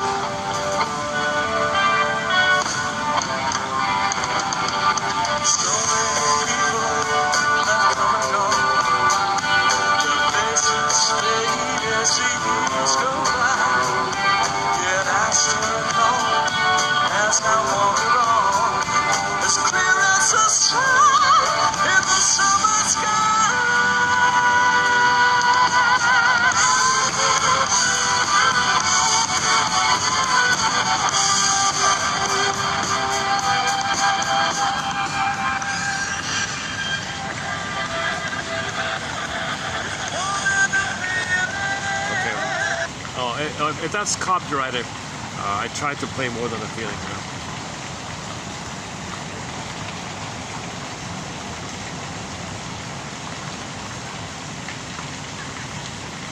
So he mentions the word feeling, huh? More than a feeling. To be a man, you know, it's artists. The role of the artist, including musician, is to make us aware of ourselves. You know, so that's part of the appeal. not just to distract you and escape and escape. It's meant to, the lyrics are meant to reflect on yourself like that. So, yeah. Okay, I think I'm lingering here at the end. I sometimes do that in the video here. What time is it? Let's see. 5:40. It's getting dark here. Okay, any final thoughts here? Okay, submitted for your approval consideration is to check out this quote here in the description box here. Metaphors be with you. Okay, check out the fairy tale. Check out. Go to the Grimms. Pick out a fairy tale. Read a fairy tale or a myth and realize it's about your inner life. It's all about your inner life. Your feelings, more than a feeling. Your feelings, to be a man. It's the myths and fairy tales are helping you to be a man. Myths and fairy tales refer to development, child development, to become an adult, to be a man. Myths and fairy tales are about the process to be a man, authentic man. One who can feel from the heart chakra. A man or a woman comes from the heart chakra. The yam, just the Y-A-M, the yam. It's a different, so the Buddha image pops up. Compassion, love. The third side of the coin, understanding. You seek understanding. You recognize we're all one family on the same earth. Pale blue dot, Joseph Campbell, Carl Sagan. The reality here. So that's the man. The man is from there.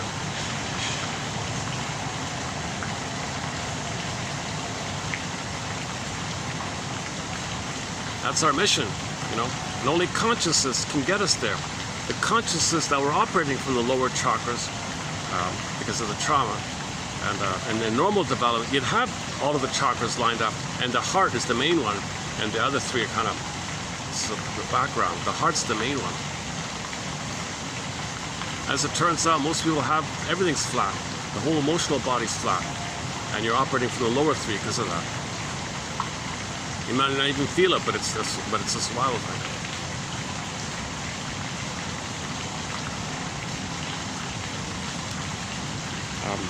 Okay.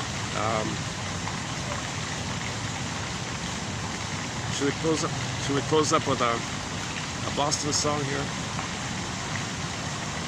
Oh, since yeah. Okay. Why don't we close up with another Boston song? What's a Boston song that's good but not too familiar? Let's see.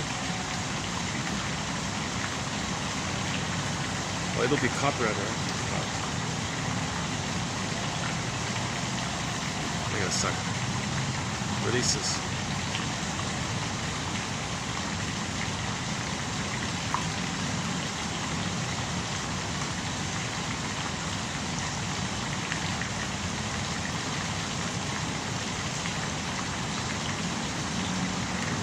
Peace of mind, peace of mind.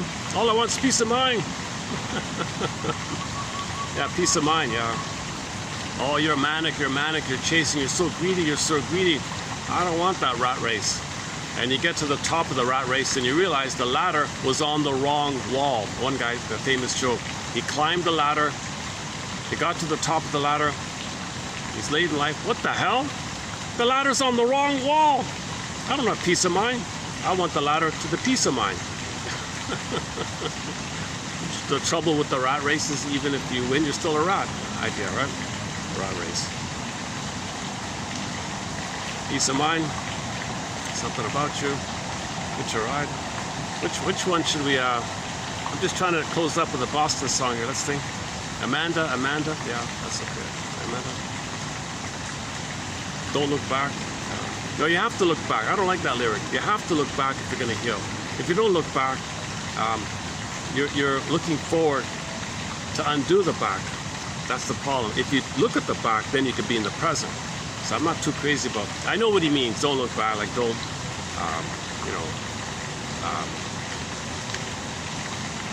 don't do mindless repetition, like looking back all the time. But look back with consciousness, then you can be in the present, right? All right, third stage, don't look back. Walk on. What about this one? Life, love, and hope. What's this one again? I didn't mean to fall in love. Life, love, and hope.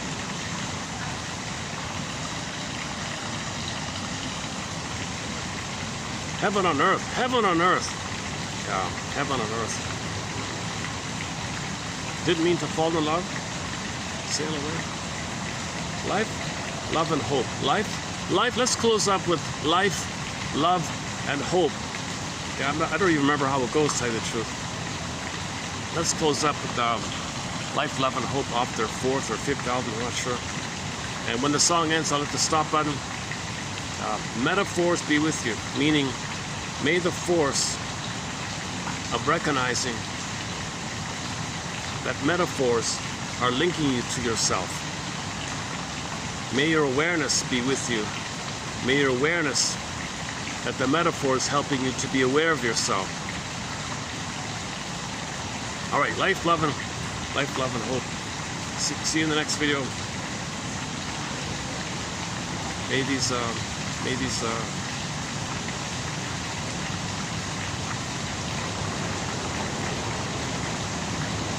May the image of the pale blue dot be with us.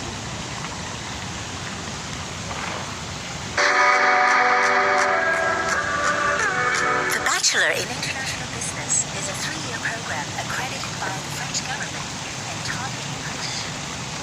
It is designed for students interested in management and international business and aims to train future managers.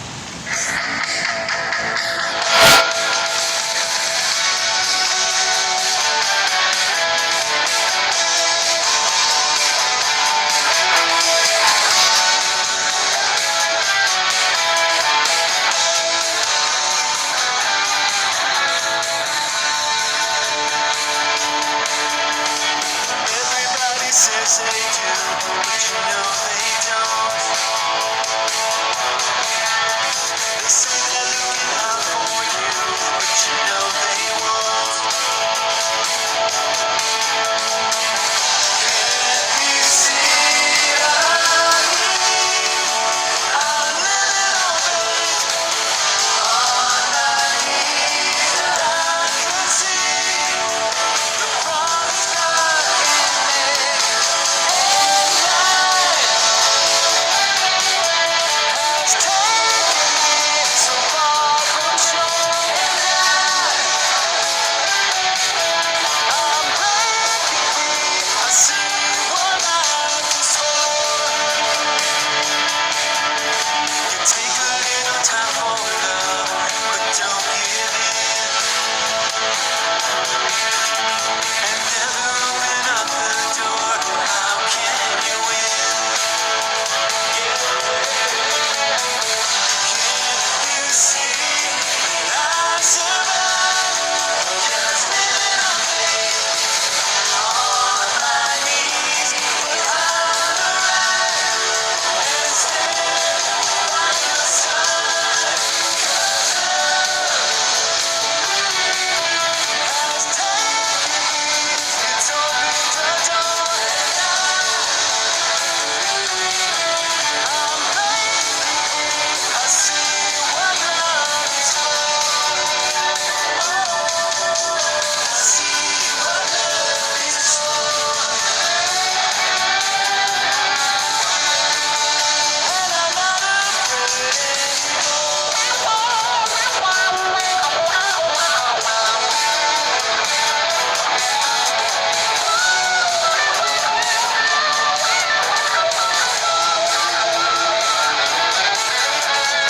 People searching for the truth.